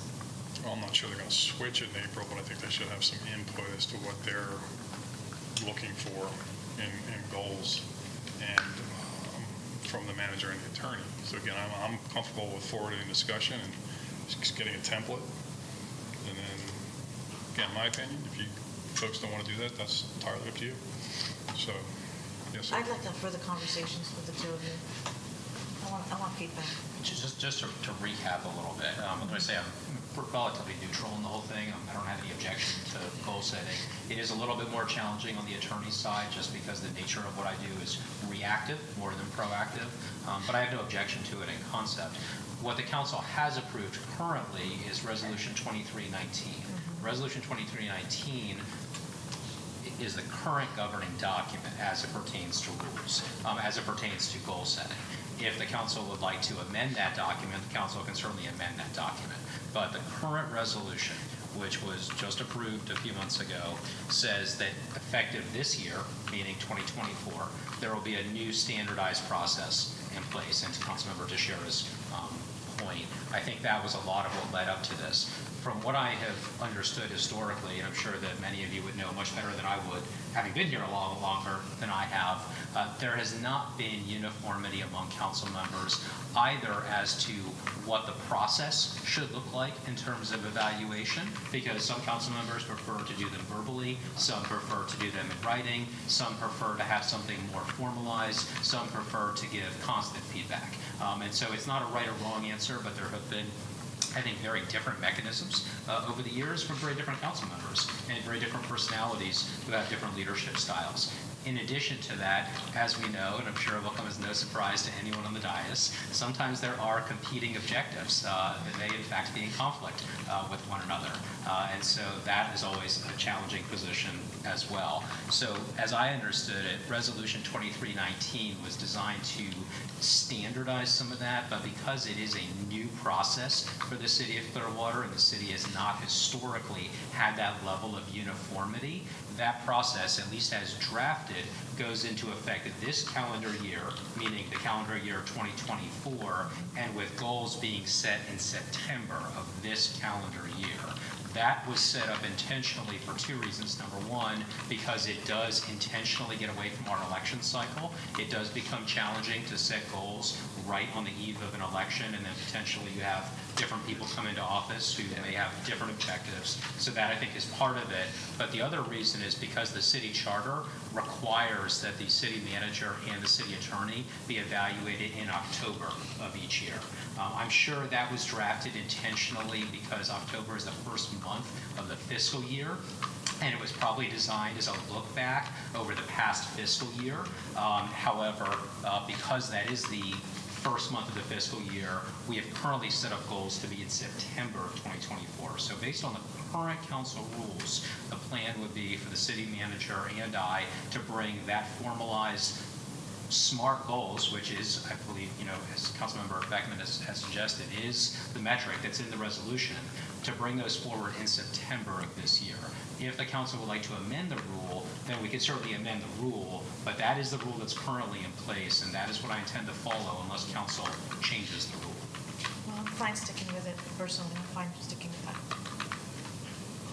Everyone else? What's your thoughts? Okay, all good? Yeah, good. All right. Anything else on this then? Good? All right. Any new business from the council? I do. I had wanted to give you all an update on the opioid abatement funding commission that I'm on for the county. And so I've been working with other leaders throughout the county to look at how we will be allocating over $110 million over 18 years with Pinellas County's opioid abatement settlement funding. So this is money that's going to be used for opioid addiction and prevention services in Pinellas. We have well over 600 people die each year from opioid overdoses, so we have work to do. So what we decided, our first allocation was $13 million of April of last year. So we have $13 million sitting there from the opioid settlements.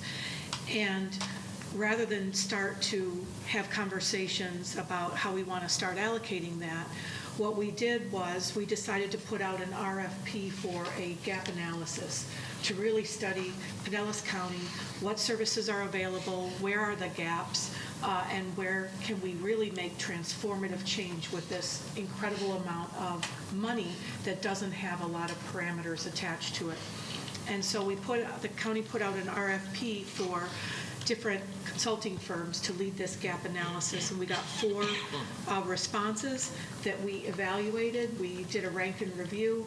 We narrowed it down to 2, and then we had the top 2 scores come in and do a presentation on January 26th. And so they did oral presentations, and we had questions and answers, and we decided to go with Ernst & Young who are starting right now. It's going to be about a 14-week process.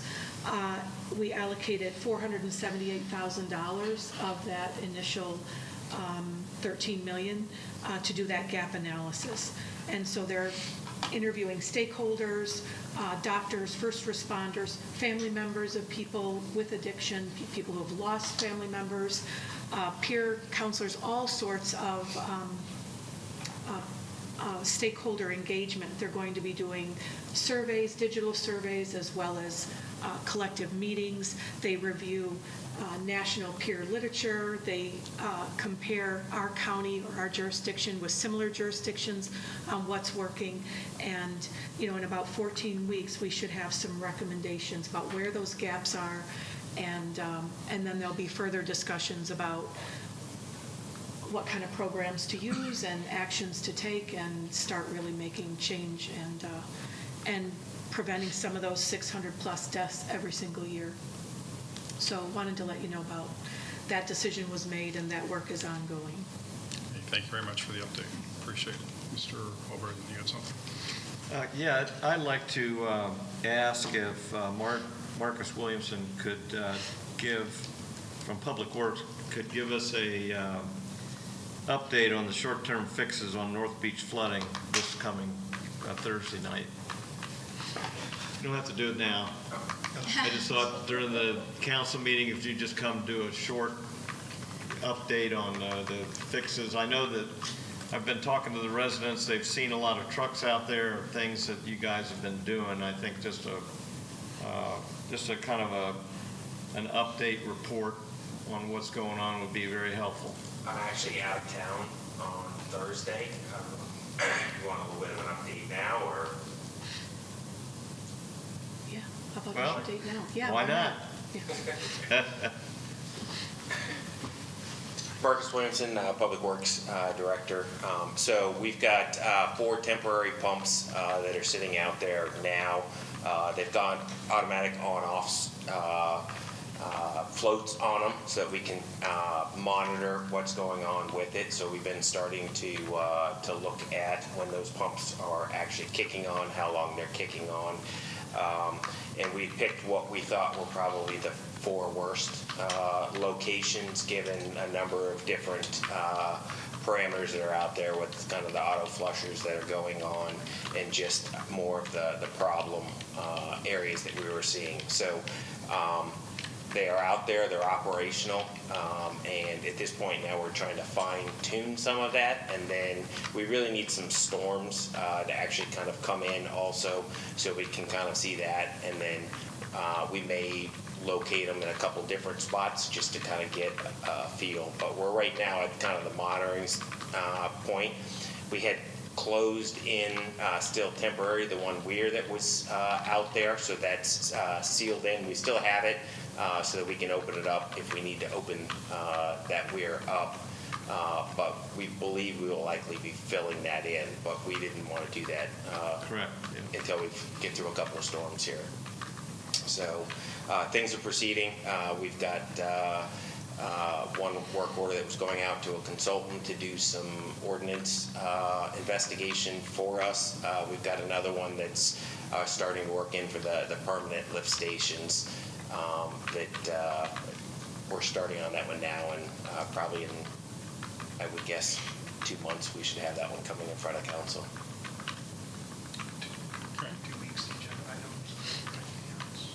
Oh, and for the maintenance, yes. So in March, we've got the pipe cleaning contract that should be coming through also, so we can get out there and do some barnacle cleaning and lining. Okay, very good. So got a number of them. The camera trucks are still out there. We've still been continuing to clean pipes and inspect pipes. Okay. Thank you very much. I know they appreciate getting these updates, and they appreciate you seeing the city out there with the trucks on a regular basis now, so. Okay, thanks. great. Yes, thanks. Anything else, Mr. Williamson? Okay, thank you very much. Appreciate it. Okay, now any other new business? No new business? All right, good meeting. We'll see you all on Thursday.